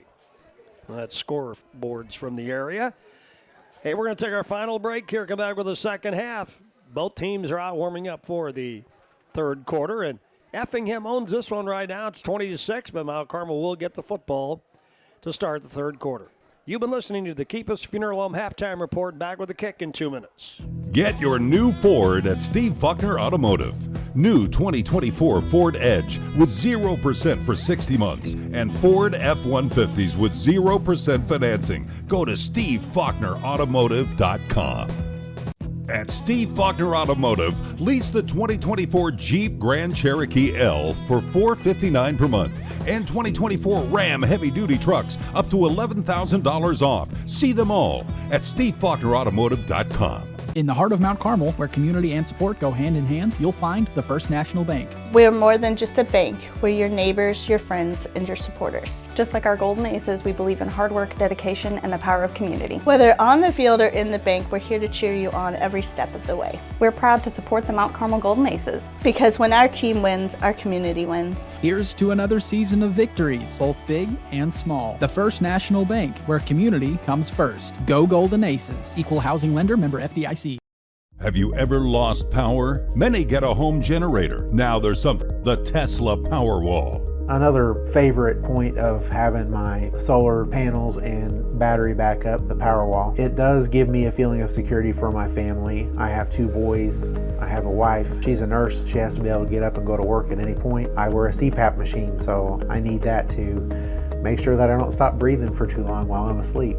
Go to MortonSolar.com. Meet the dentists at Comprehensive Dental Care of Mount Carmel. Dr. Bryce Miller has proudly served the residents of his hometown for over a decade, bringing advanced training in the field of implant and cosmetic dentistry to the local community. And Dr. David Miller has been practicing now for 40 years. In that time, his goal has remained the same, to provide patients with high-quality care tailored to their health and well-being. Let our team at Comprehensive Dental Care put our quality, compassionate care to work for you. Give us a call today. We are set to begin the second half. The Hearts making their way out onto the field. They are the leaders in this one, 20-6, the final non-conference game of the year for Mount Carmel. Little Illini Conference play begins next week. And by the way, the Aces are headed to Robinson to open LIC play. That is a Saturday game next week, with the kickoff set for Saturday afternoon at 2 o'clock, 1 o'clock for the pregame show here on WSJD. Aces will get the football first. Effingham kicks from right to left. And here comes the kick. And it is high and taken by the return man. Is that Phillip or is that Metter? That's goal line. It's Metter. Oh. And he's steamrolling up the field across the 30, 35, and out to the 38-yard line. Nice return that time by Shane Metter. Good start by the Aces. Good start indeed by Metter. Scott, one other score. Alney 14, Mattoon 7. That one's in the third quarter. Man, Alney might come out of the gate 2-0. Wouldn't that be something, huh? After an 0-9 finish last year. All right, the Aces go left to right. Let's see what they do here. They're down by 2 scores. They trailed earlier 13-0 and got down the field and scored. And their first play here to start the third period. They send as a wide receiver out to the right side, Rhett Andrews, a junior. Metter sets the club down with wings both ways. Set back, that's Jackson Kling, and the plows forward. He's driven back with a give in progress to, well, not much, to around the 39, gain of 1. Jackson Kling's third touch of the game. He's up to 8 yards on those 3 carries. Second down, call it 8 here for the Aces.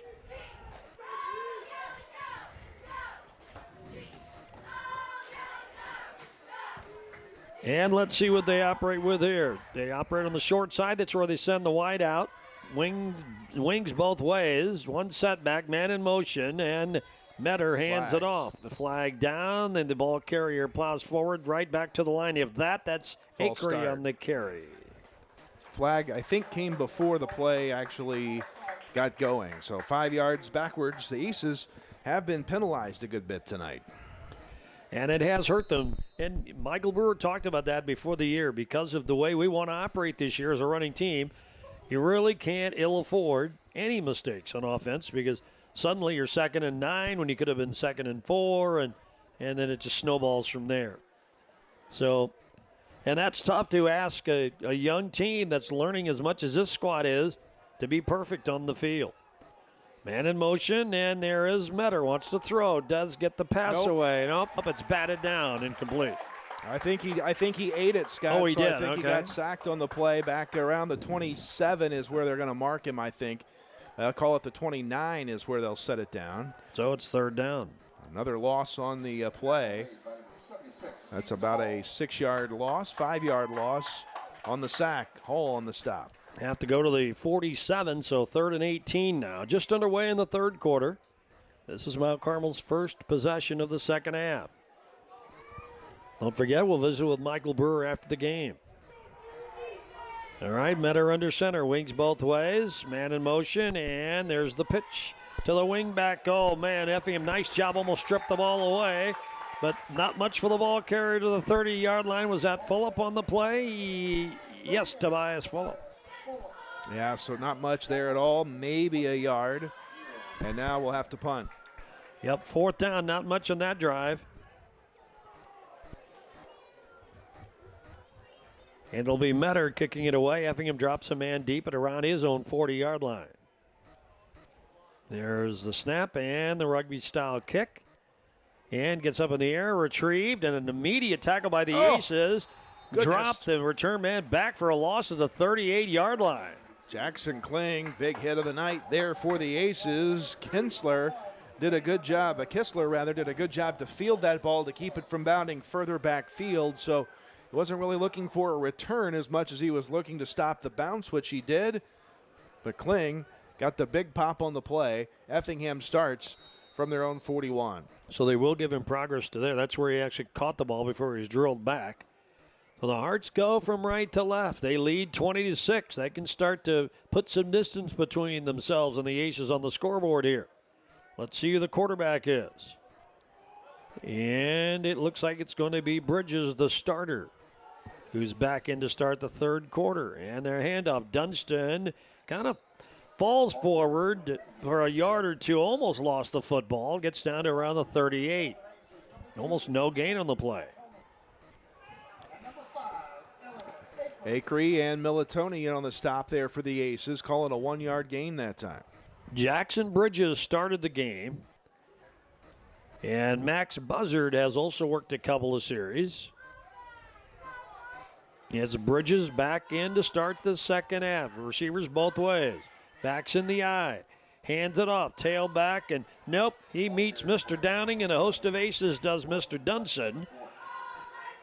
And not only Downing, but I think who had it more than anything else? That's Mason, I think, on the stop. Mason. Yeah, you're right. The junior, a loss of 2, and I think that is the first tackle for loss against Dunston in 17 rushing attempts. Wow, well, he's been on it tonight. 3rd and 12 now for the Hearts. Again, they line up in the eye with backs both ways. Under center is Mr. Bridges. He rolls right, fires on the run. Pass is caught by the wideout. He's dropped, but well shy of the marker. Still shy of the 50-yard line. The pass caught by Coberline. His first reception of the night. Bader makes the stop, and it's 4th down. Effingham will punt it away, so good job, Aces defense, getting the stop. Yeah, they've forced a few punts out of Effingham tonight. We just haven't been able to do anything on offense. And it will be Sefton back to do the honors. Mount Carmel drops 2 men deep, back at around the 18. Here's the snap and the kick on the way. And it's going to be retrieved and dropped immediately. The return man, that was Fulop. Dix, he didn't even get a chance to get a full head of steam going, did he? No, not at all. Inside the 25, marker to the 26, just outside the 25. So that's where the Aces drive will start. No return. 1st and 10 for the Aces. Got to find a way to move the football, partner, somehow, some way here. 16 rushing attempts on the night, 3 passing attempts on the night. We have not run 20 plays yet on offense, and there's 7:29 to go in the third quarter. And as you mentioned in the first half, it was again kind of one-sided. The play count was 25-10 at one point. It really kind of affected us on defense. We started to tire a little bit, but then we found a second wind, and, well, we held it as close as it was, and it is still a 14-point ball game. 37 plays now by Effingham. 29 to go, third period. Aces operate now. And there is a drop ball on the first play and a flag down on top of that. So the play's whistled dead. It's on the Aces. False start again. Boy, it's got to shake the penalty bug somehow. We didn't see that many penalties in week 1. Yeah. But boy, they're coming out here in week 2, and another Aces player shaken up here. And we have an official's timeout on the field. Well, let's keep it here for a minute, too. You know, I mean, you knew, well, you always hope against young mistakes by a young team like Mount Carmel, and I was amazed we didn't have as many as we did last night. You almost expect them, but when they happen, you kind of wish they wouldn't, and they always come in the weirdest spots. Like this is week 2. Were we not past that? Well, Right. You never really get past it, and the fact that a work in progress with this club, and so unfortunately the dropsies and the little penalties are kind of hitting us in week 2. Well, and, you know, too, Scott, it also goes with how officials call games. You know, last week there weren't penalties really either way all that much, and tonight we've seen a few more, and not saying it's called differently, but maybe a little bit. To tighten things up and find a way. We are still very much in this football game with 7:26 to go. We're a touchdown away from making things really interesting. Oh, we still have the athletes. We could break something at any time. We had that 72-yard touchdown play last week, so it could happen. 47-yard run tonight. As it is, Metter sets the club down now and breaks the play. Keeps it himself, dives over left tackle, and gets to around the 26. So gets the 5 yards back we lost on the penalty. Really does matter.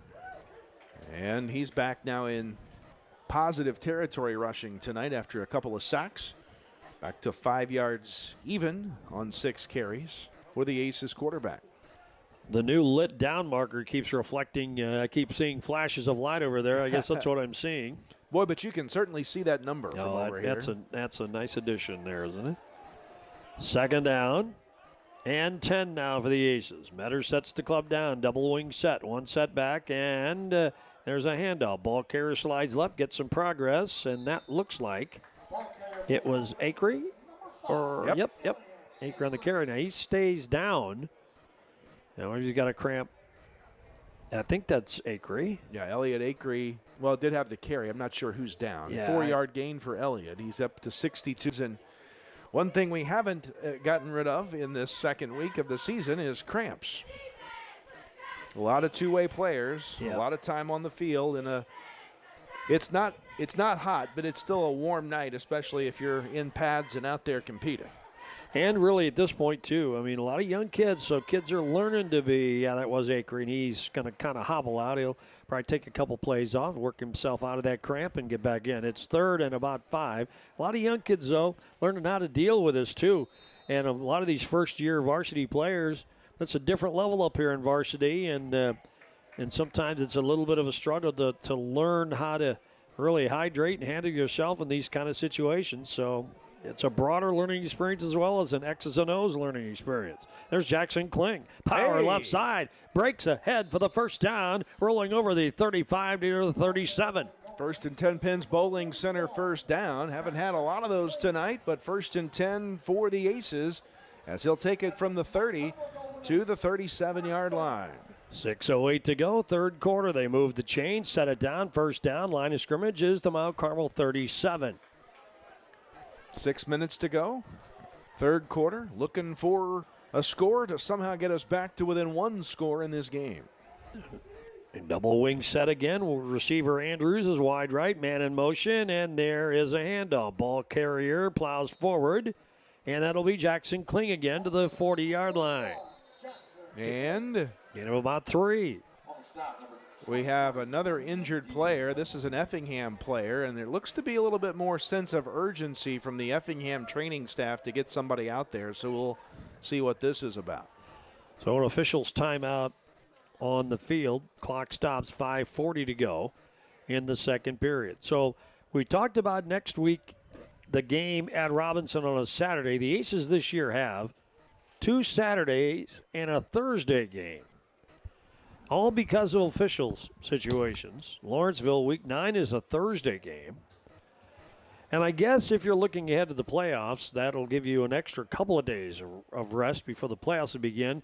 9 days after that, on the first Saturday in November. First, the Aces have to get to the playoffs first, but so there, I guess there's a silver lining in that. Lawrenceville wants to get back to the playoffs too. That could be a battle for both teams getting ready for the playoffs. And it could still end up being for all the marbles in the LIC. Lawrenceville, they lost to Kankakee Bishop McNamara last week, only 21-0. They play Red Hill tomorrow in the battle for Lawrence County at 1 o'clock. The Indians program has been on the upswing as of late. So they're still attending to the fallen Effingham player. He's right down at the 40-yard line over near the Mount Carmel bench. The Aces scattered slightly away from that on their side. Effingham on the knees over here on the near side, and they've just now gotten the player up, and the Effingham faithful right below us here at Riverview Stadium. Give him a round of applause, and he will be helped out. A coach on each shoulder, that is Clinton Metcalf, a 5'11", 200-pound sophomore, and he hobbles out. Hobbling, but walking with a pretty good bit of power. He's got, maybe he has that right shoe off, I think. Yeah, now he's just got one coach helping him out, so he's able to make it. Doc Fulop is watching as he comes out as well. And so he will check out, and this game will resume. It'll be 3rd and about 7 from Mount Carmel. Line of scrimmage, the 40-yard line. Really, a rest really for Mount Carmel in this situation. 5:40 to go, third period. Aces trying to get back in this thing. They trail 20-6. Red Andrews checks out wide to the right side. Double wing set, one setback. That is Kling behind Metter under center. Calls a signal, sends Acree in motion, hands off to the fullback. And boy, Kling powers forward again, just shy of the 45, called the 44. That'll create a 3rd and short. Yeah, just, this is a kid that's going to get yardage. I mean, he just gets it. He doesn't get necessarily a lot every time he touches the football, but he does get some yardage each time. He's not been tackled for loss. 2, 3, 4, 7. It's up to 22 yards on the 6 carries he's had tonight for the Aces, and creates a 3rd and manageable here. Yep, 3rd and a long 2. Again, double wing set, Kling the setback. And Metter under center sends Militoni in motion, hands it off, and Kling powers left side. He's close. Yep, I think he did by half a yard. Yep, there's the signal from the officials. That's another 1st and 10, brought to you by 10 Pins Bowling Lanes. Gets 3 yards, the necessary to move the chains. First down, Mount Carmel. Yep, out to the 48. This is already as a sustained drive as we've had since the first quarter last week against Gibson Southern. Aces again checks out wide right and double wing set. And there's Mr. Kling in the backfield again. Metter breaks the play, hands it off. Jackson Kling powers left and takes a couple of hearts with him right to midfield to the 50-yard line. So that'll be 2nd down, and Kling is powering his way gradually down the field. We're down to 4:07 to go here in the 3rd quarter of play. Effingham making some changes on defense, trying to figure this thing out.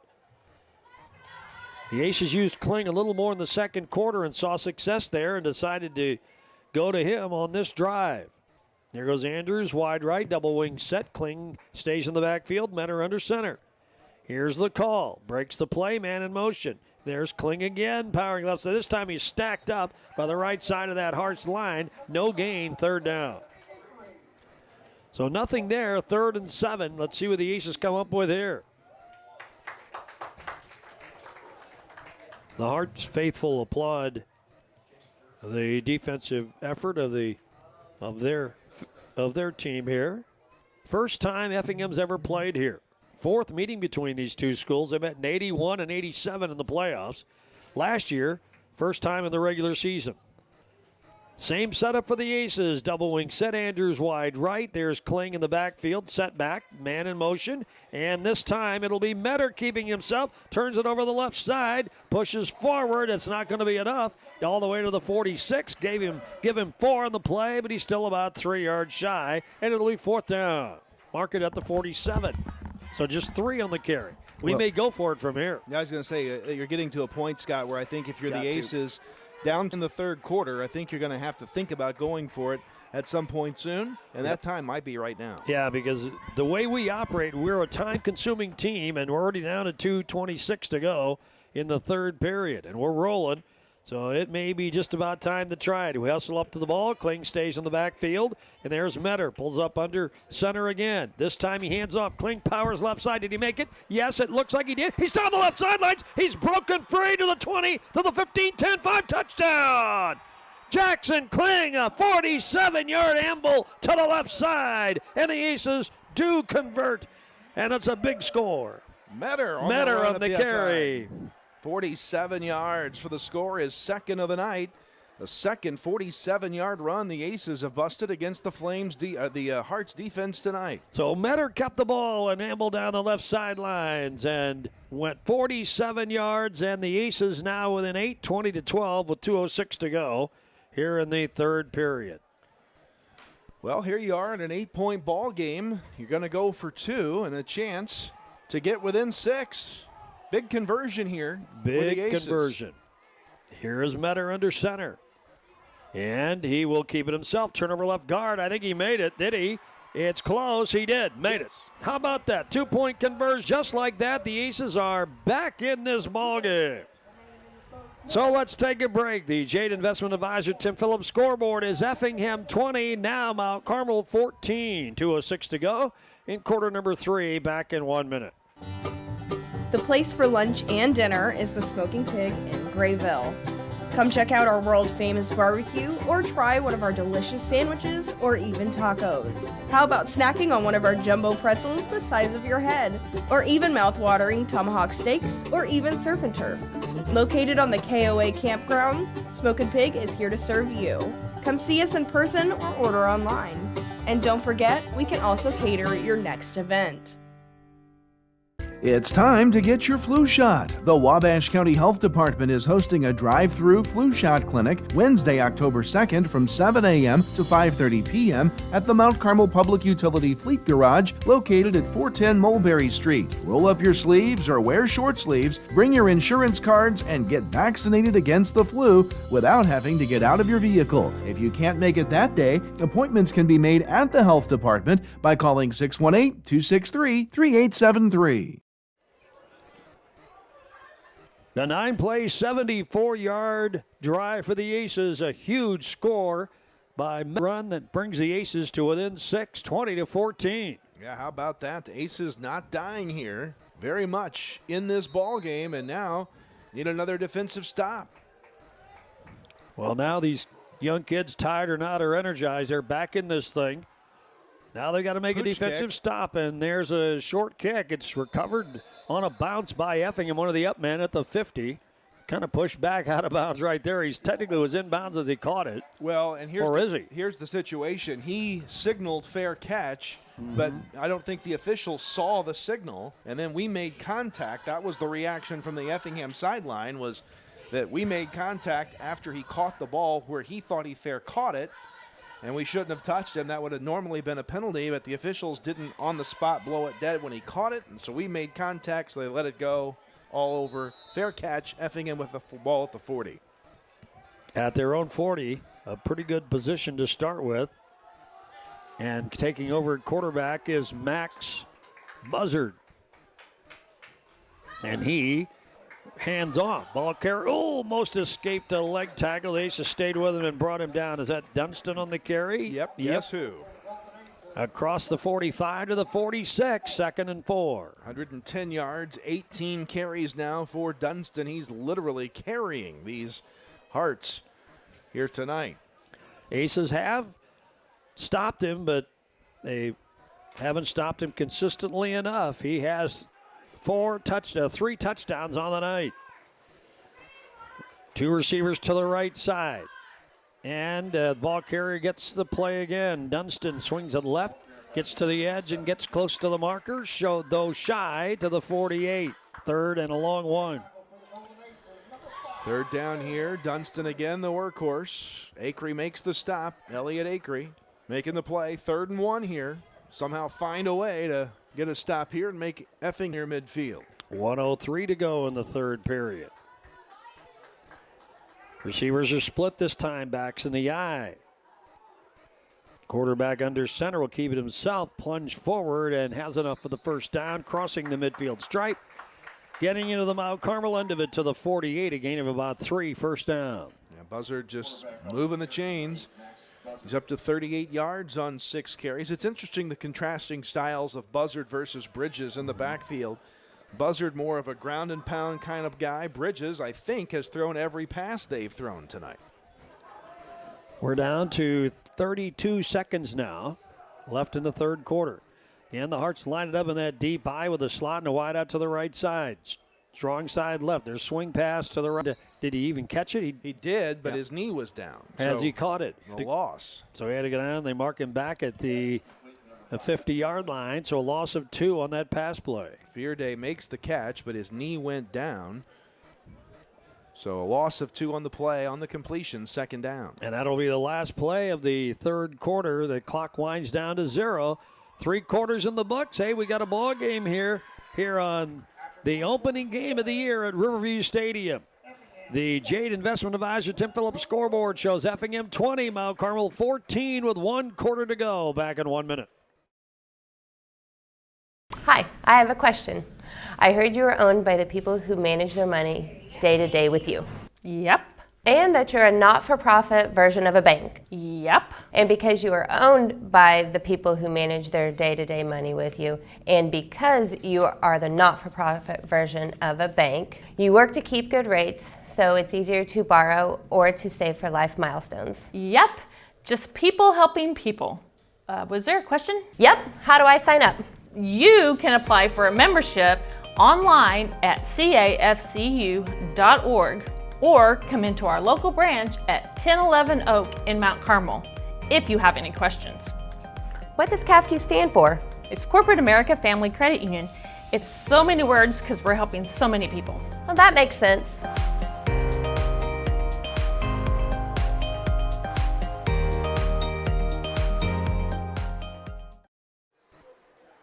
Along with Kyle Peach, I'm Scott Allen. We go to the fourth quarter. Effingham with a football, second down. And about 13-12 to go from midfield, from the 50. And the handoff, ball carrier short gain, only 1 to the left side. That was Buzzard on the carry, the quarterback that time. He got a yard out of that, and Bader called his name a lot offensively tonight, makes another stop. So third and about 11 to go. Big play. The Aces could get the football back, take some time off the clock, march down the field again. Aces outscored the Hearts 8-0 in the third quarter. They trail 20-14. Receivers split left and right, wing left, and the quarterback in the shotgun this time. Buzzard motion slide throw on the run. It's caught. A nice catch by Coberline at the 35-yard line. That's a first down. Yeah, it's a big first down. 13-yard pass play, or let's see where they set it. 35, so 16-yard pass play, I think. And a big first down, a third down conversion in a big spot for the Hearts. So a new set of downs now for the Hearts. It's first down. And at quarterback is Max Buzzard. Threw a dandy pass that time. He's in the shotgun and keeps it himself. Rolls left side on the run. He has some running room. Gets outside. Now darts to the middle and is finally dragged down to the 25-yard line, maybe inside that marker, the 24. Another first down. Yep, 2 consecutive first downs, both by Buzzard. 1 through the air, 1 on the ground. He's up to 50 yards rushing. The Hearts collectively 96 yards through the air.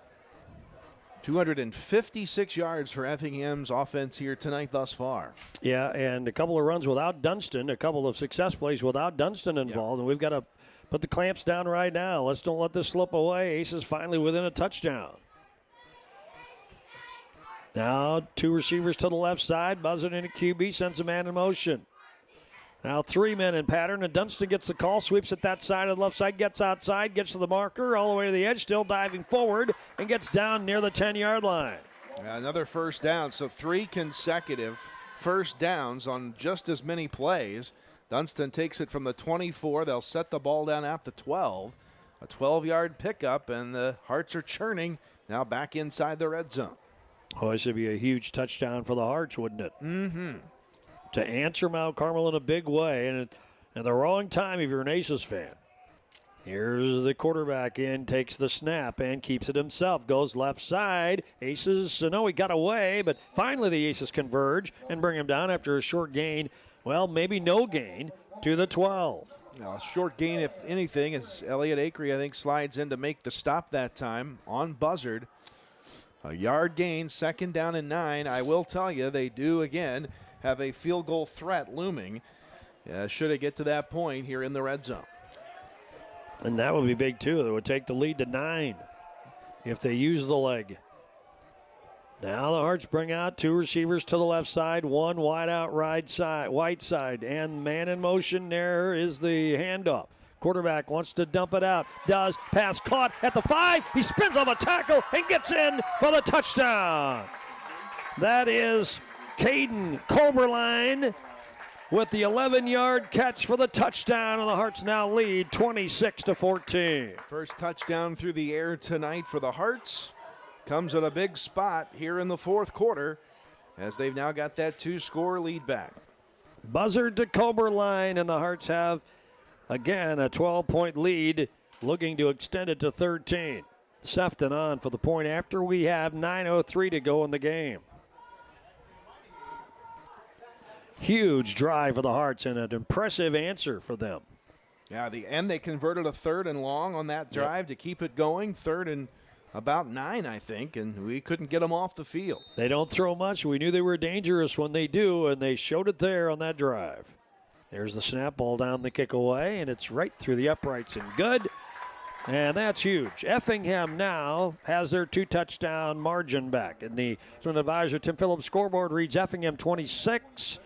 27, right? And Mount Carmel 14. They haven't put it up on the board yet. Was it good? Yes, okay. I believe so. 27-14 we'll go with. 9:03 to go in the 4th quarter. Back in 1 minute.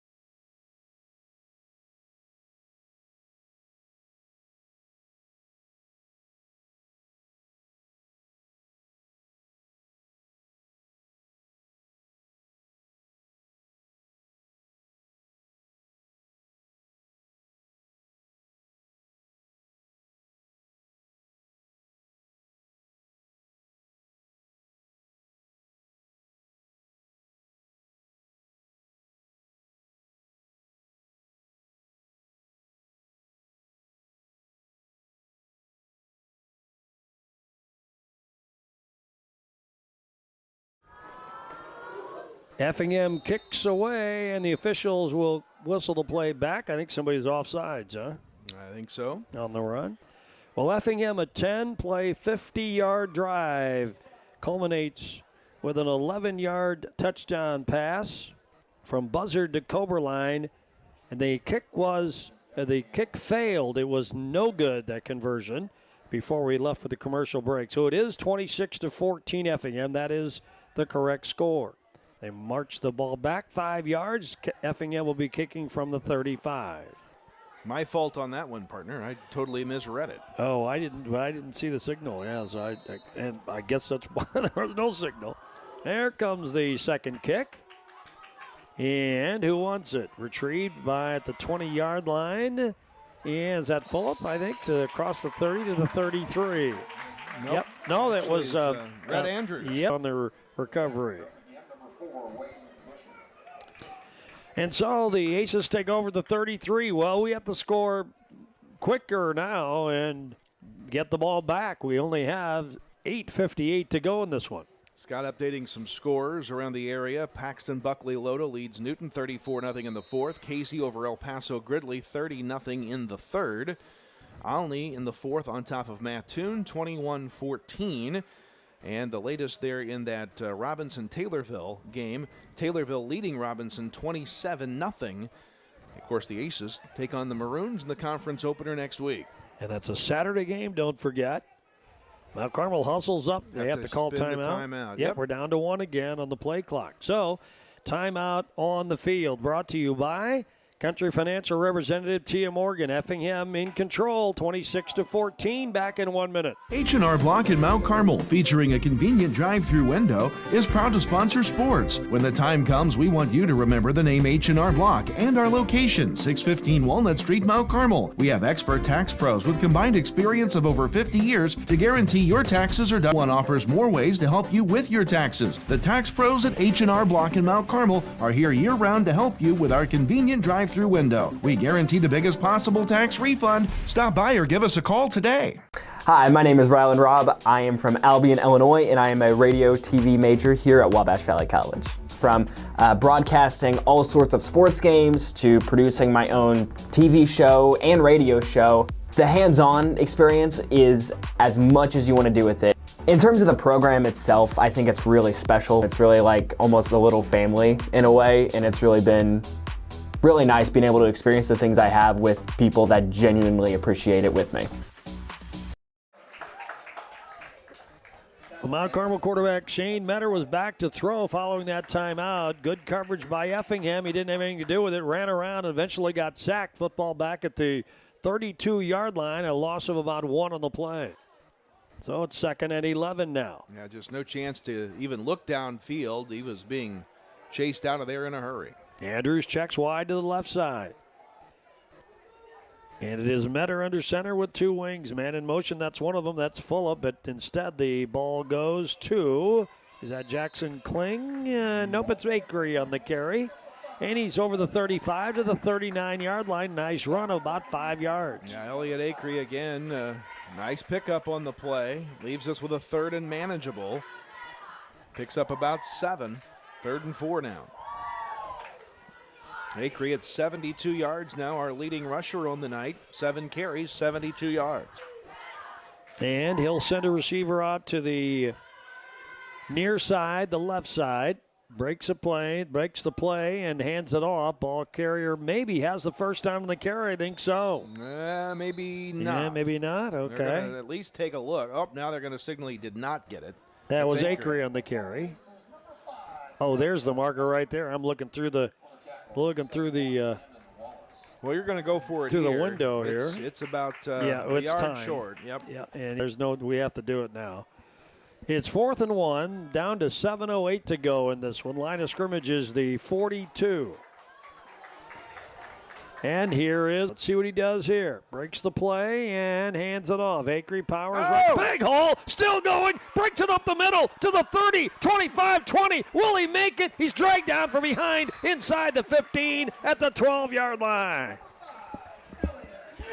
48 yards, 40, where are they going to spot it? 47 yards, our 3rd 47-yard carry of the night, 2nd of the night for Akery.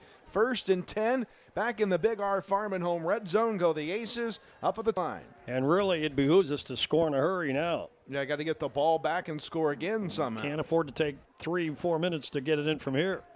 Out of the 12-yard line, Metter under center, man in motion. Hands it off, and that's Kling in the carry. Gets closer to about the 8-yard line. So gets about 3 on the play. Jackson Kling, his 10th carry. That's the most carry. 30 yards, 10 carries for Jackson Kling. 2nd and 7. Call it at the 9-yard line. Yeah, he's carried the ball consecutive times. He may be the guy they call on all 4 downs from here. Who knows? Metter sets the club down. From the 8. Man in motion. Hands it off again. Kling right side over the middle. Gets inside the 5 and down inside to about the 2-yard line. It should be a first down, though, I think, or at least close to it. And it is a first down. So a 1st and 10 Pens Bowling Center first down. Kling makes it 1st and goal to go. And we have a stoppage of play for some reason here. Maybe they haven't decided first down. Nope. They're all good. First down, Aces up at the 2, I think. And they roll the clock. 5:42 to go. Aces have to score quickly. They trail 26-14. In a big hurry here, though. Let's go. They call the play. Here we come. Let's see if Kling finishes it off. Here is Metter under center. Man in motion, handoff Kling, powers over right guard, gets close. Yes. And he's in, touchdown. Kling, a 4-yard touchdown run, and now the Aces are back in this thing. Kling, a big, powerful running back. First year after coming, made a big score there. The clock stops, 5:20 to go. His first touchdown as a Golden Ace. Congratulations to Jackson Kling, and here's to many, many more. So now the score is 26-20. The Aces, of course, will go for 2. That'll pull them within 4. With 5:20 to go, that may not mean too much, but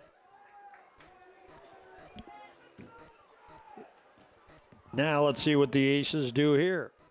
And it'll be Metter, easy.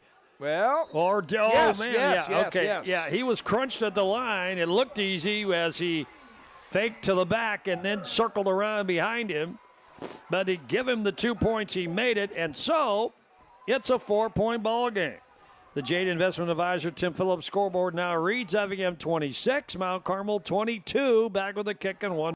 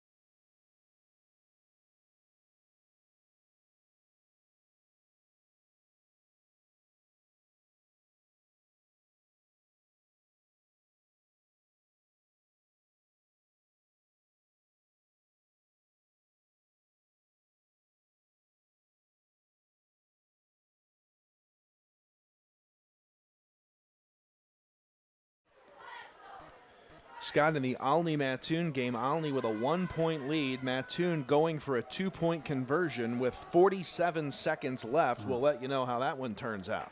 Boy, that conversion was big. The Aces within 4. Oh, a touchdown can win this thing, but we got to stop Effingham first. Onside kick. Yeah, and it's a little dribbler. Got through the line, and it was still bounding, but they recovered it. Effingham did at the 47-yard line. It took a big hop, but a hands team up front for the Hearts able to stop it down. I believe Junior Zay Matcham shaken up on the play here with a cramp, I think, right at midfield. So a little bit of a break. Of course, we needed to do that probably, but what that does is it gives Effingham great position. And even if we stop them, we may have to go a ways in very little time. You know, it's interesting, you know, how things play out. Special teams could become a factor in this ball game. Remember, early, the Aces on their first conversion did not convert because of a penalty that kind of took them out of the play. Could be talking about a 2-point game instead of a 4-point game at this point of that conversion taking place. You've also, in Effingham's back pocket, is their kicker, who has not missed a field goal on the year, too, is Sefton. One of those a 35-yarder. That's his longest of the season. If you're presented with the opportunity to take a field goal to put the lead back to 6, I think you might do that if you're Effingham and you're within range, but it's all dependent upon the Aces team finding a way to one more time get the offense the football. So let's see what the Hearts do here. They can put this game away with this drive. 5:19 to go. They're ahead by 4, and with the football, they start from their own 47-yard line. Aces got to come up with some big plays. Dunston is not in the backfield right now. And quarterback under center. And back, oh, there he is, the tailback. I'm sorry, I missed him. And he spins off a tackle, rolls forward across the 50 to the 46-yard line, a gain of about 8. Yeah, when you need yards, go the way of Dunston. That's Effingham's philosophy. It's treated them well on the season. Bader makes the stop. Dunston gets 7. He's up to 132 on the night. 2nd and 3. Clock rolls, under 5 minutes left. Yeah, they stayed in the eye. Hunter Holland has come in as the up back. But there's Dunston in that deep tailback slot. Now 2nd and short. They shuffle their wing and tight end to the left to right side. And the flag flies. Officials stop the play. 1 on the on the play clock. What are we doing here? I don't think I've seen a signal. Was there a flag down? Well, yeah, there is. okay, There, well, okay. or was there? The officials are getting together. No, there is the walk-off. I beg your pardon. Yeah, they walked it up, but I haven't seen the penalty yet. What was it? Here it comes. Dead ball. False start. False start, okay. Effingham.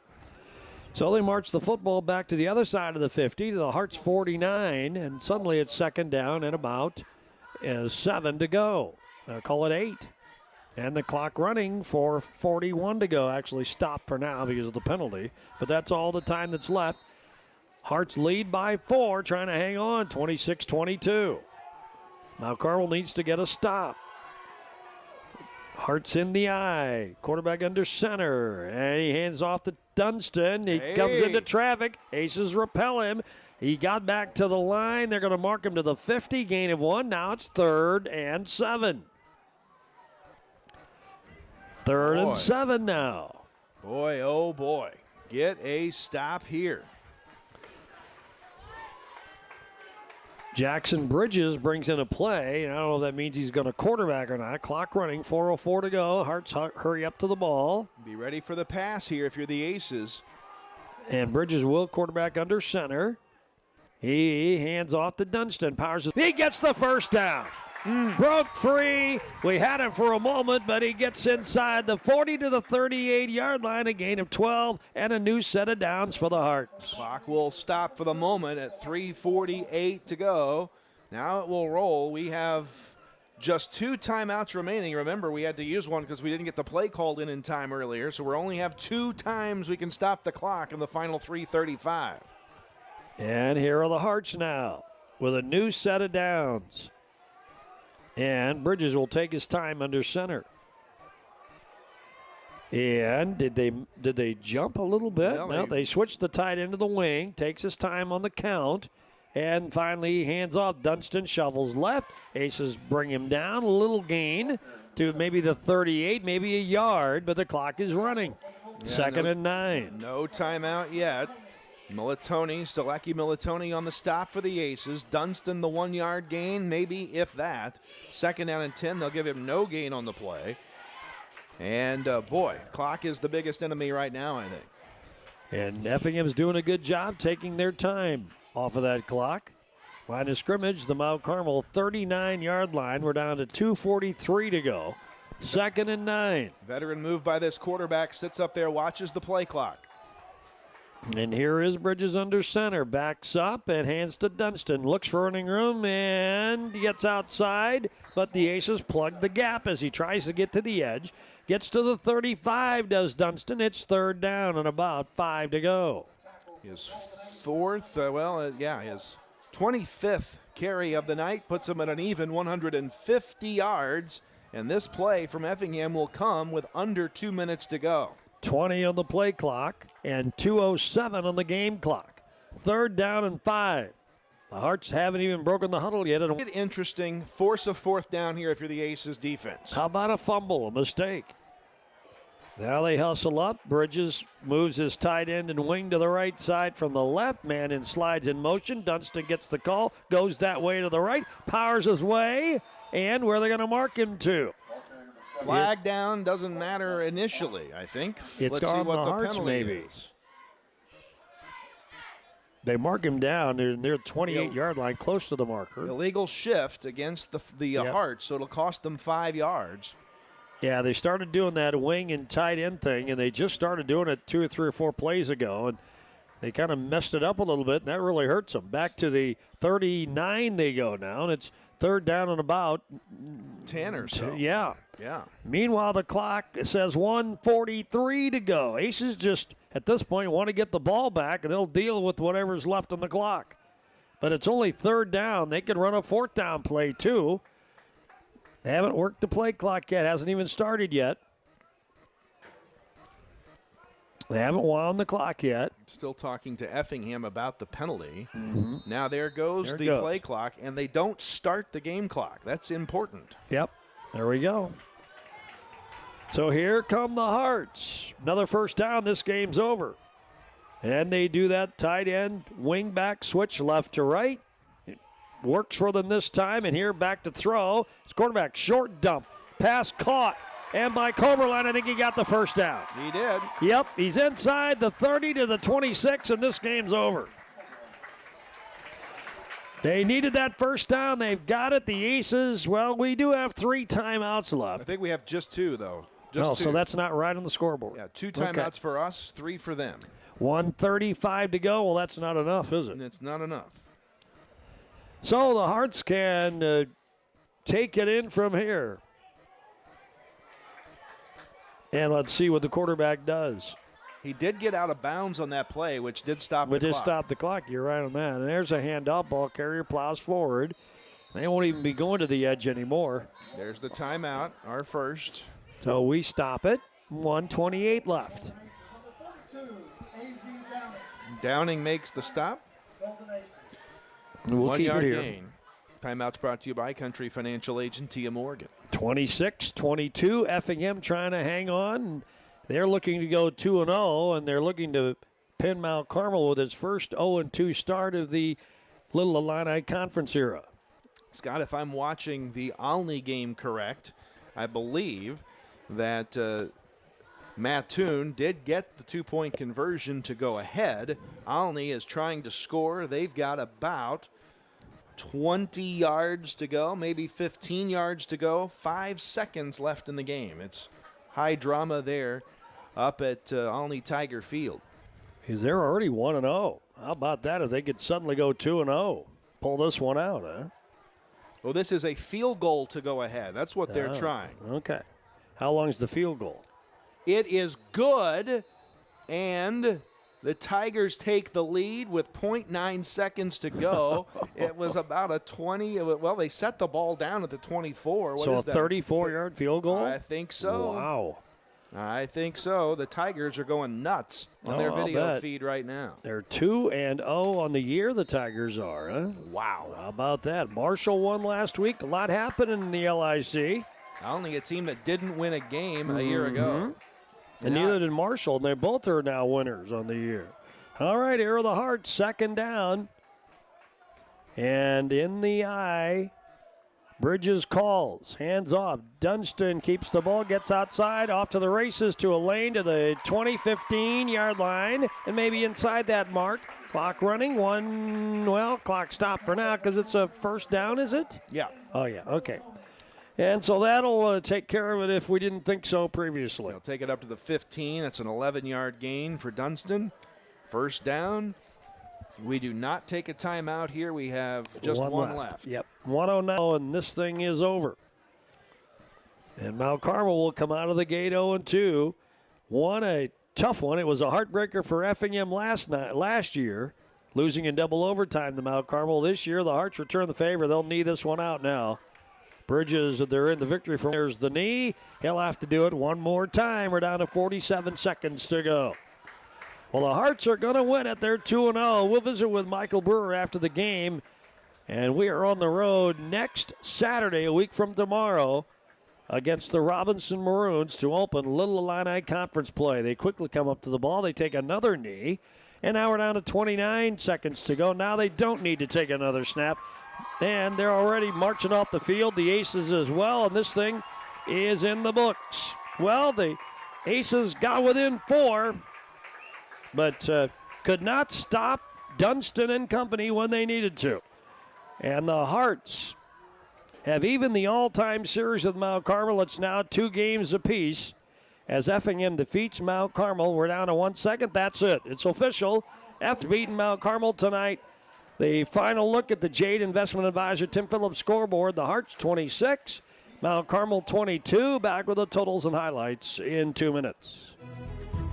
Have your weather radio, have a flashlight with batteries in it, make sure your cell phone's charged, know where you're going to go when bad weather hits. Go to a lowest interior room in your house and wait the storm out. After the storm, if your power's out or if there's any kind of dangerous situation or anything like that, call Mount Carmel Public Utility Company. As you go outside to survey the damage a little bit, just make sure to stay away from down power lines. Your new vehicle is at Steve Faulkner Automotive. Lease a new 2024 Jeep Compass for only $299 a month and Dodge Hornets with payments as low as $430 per month. Come in and see us today at Steve Faulkner Automotive. Steve Faulkner Automotive in Mount Carmel, Illinois has an outstanding service department. With free pickup and delivery, we'll make sure your vehicle runs perfectly at an affordable price. Come see us today or view our service specials at stevefaulknerautomotive.com.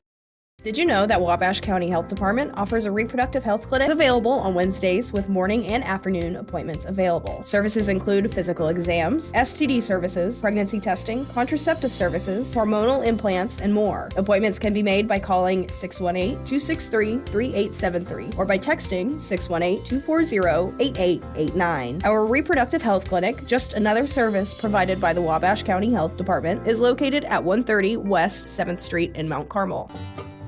The place for lunch and dinner is the Smoking Pig in Grayville. Come check out our world-famous barbecue or try one of our delicious sandwiches or even tacos. How about snacking on one of our jumbo pretzels the size of your head? Or even mouth-watering tomahawk steaks or even surf and turf. Seated on the KOA campground, Smoking Pig is here to serve you. Come see us in person or order online. And don't forget, we can also cater your next event.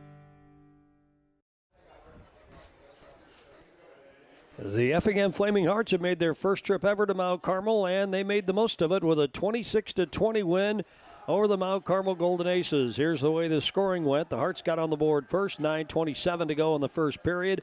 A 28-yard run by Weldon Dunston. That's a name you're going to hear a lot of during this summary. 28 yards to the house. Sefton's kick made it 7-0.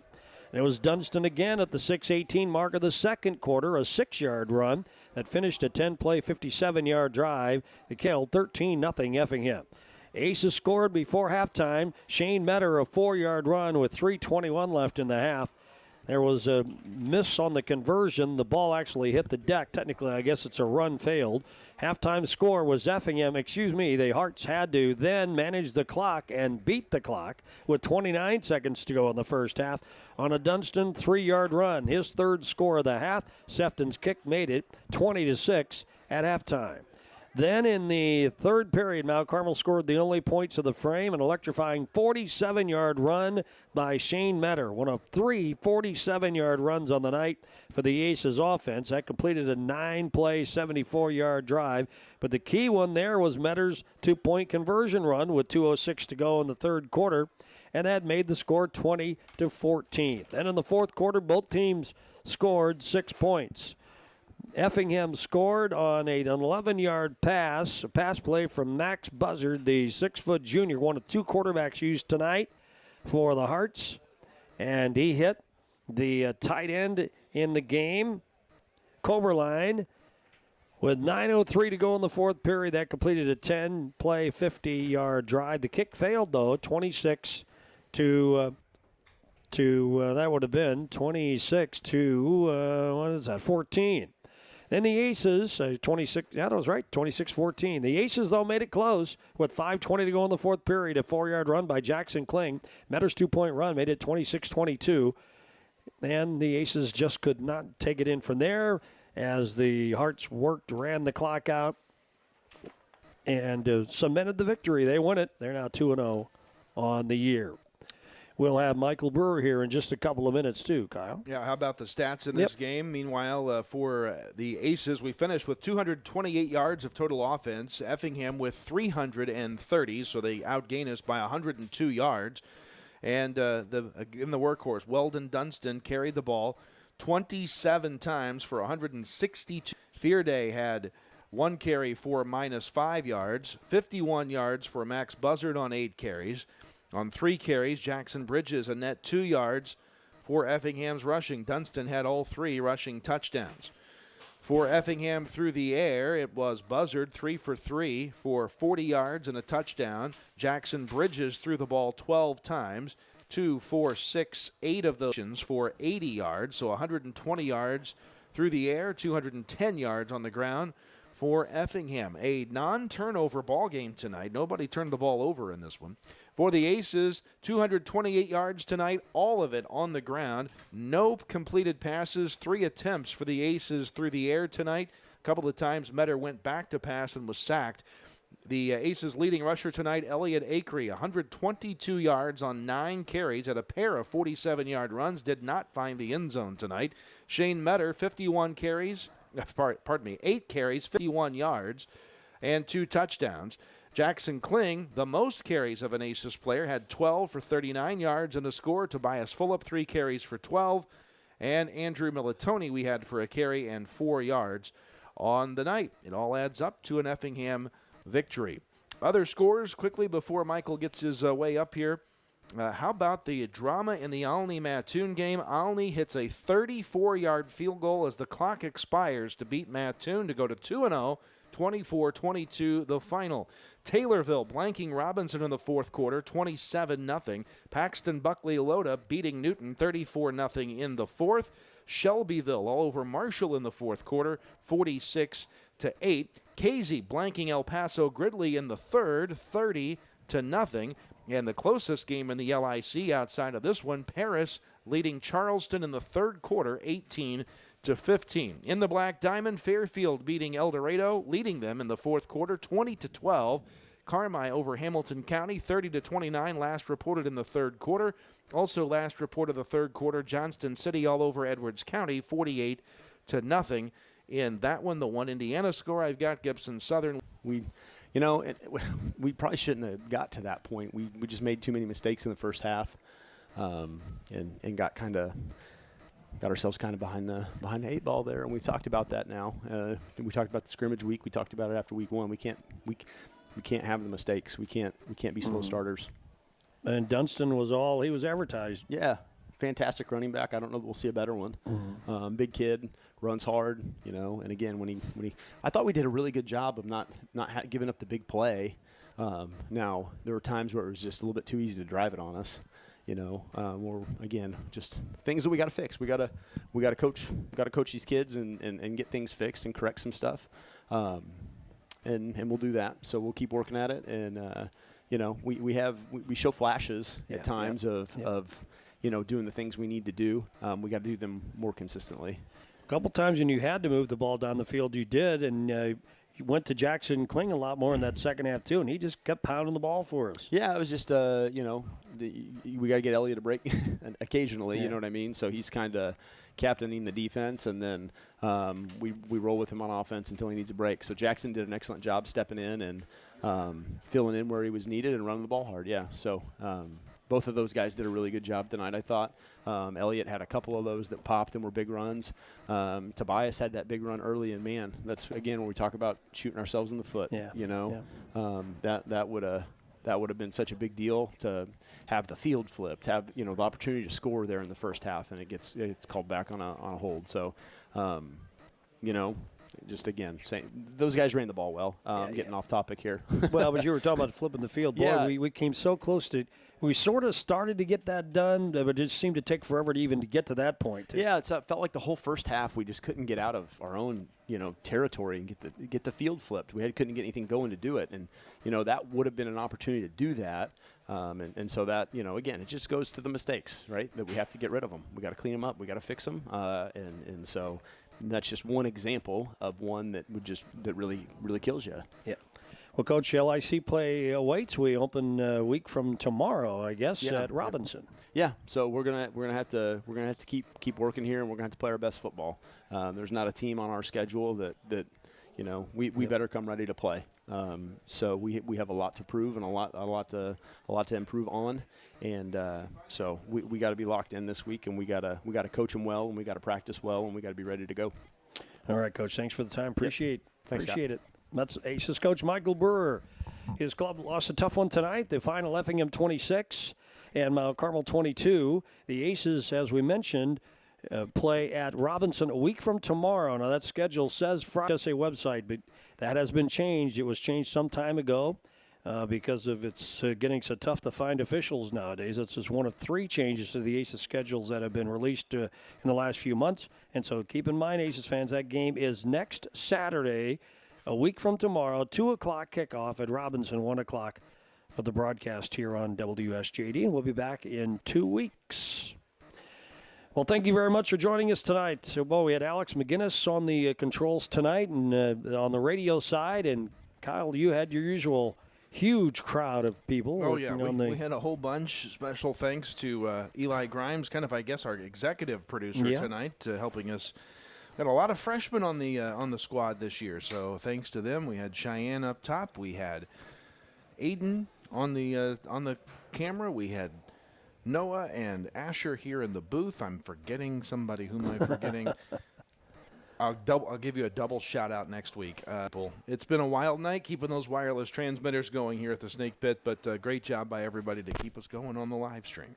Thanks for listening tonight. We appreciate it for hanging in there with us. The final score tonight: Effingham 26, Mount Carmel 22. Aces fall to 0-2. Effingham improves to 2-0, and again, Mount Carmel plays at Robinson next, a week from tomorrow at 2 o'clock. And now, for the first time this year from Riverview Stadium for Kyle Peach, I'm Scott Allen.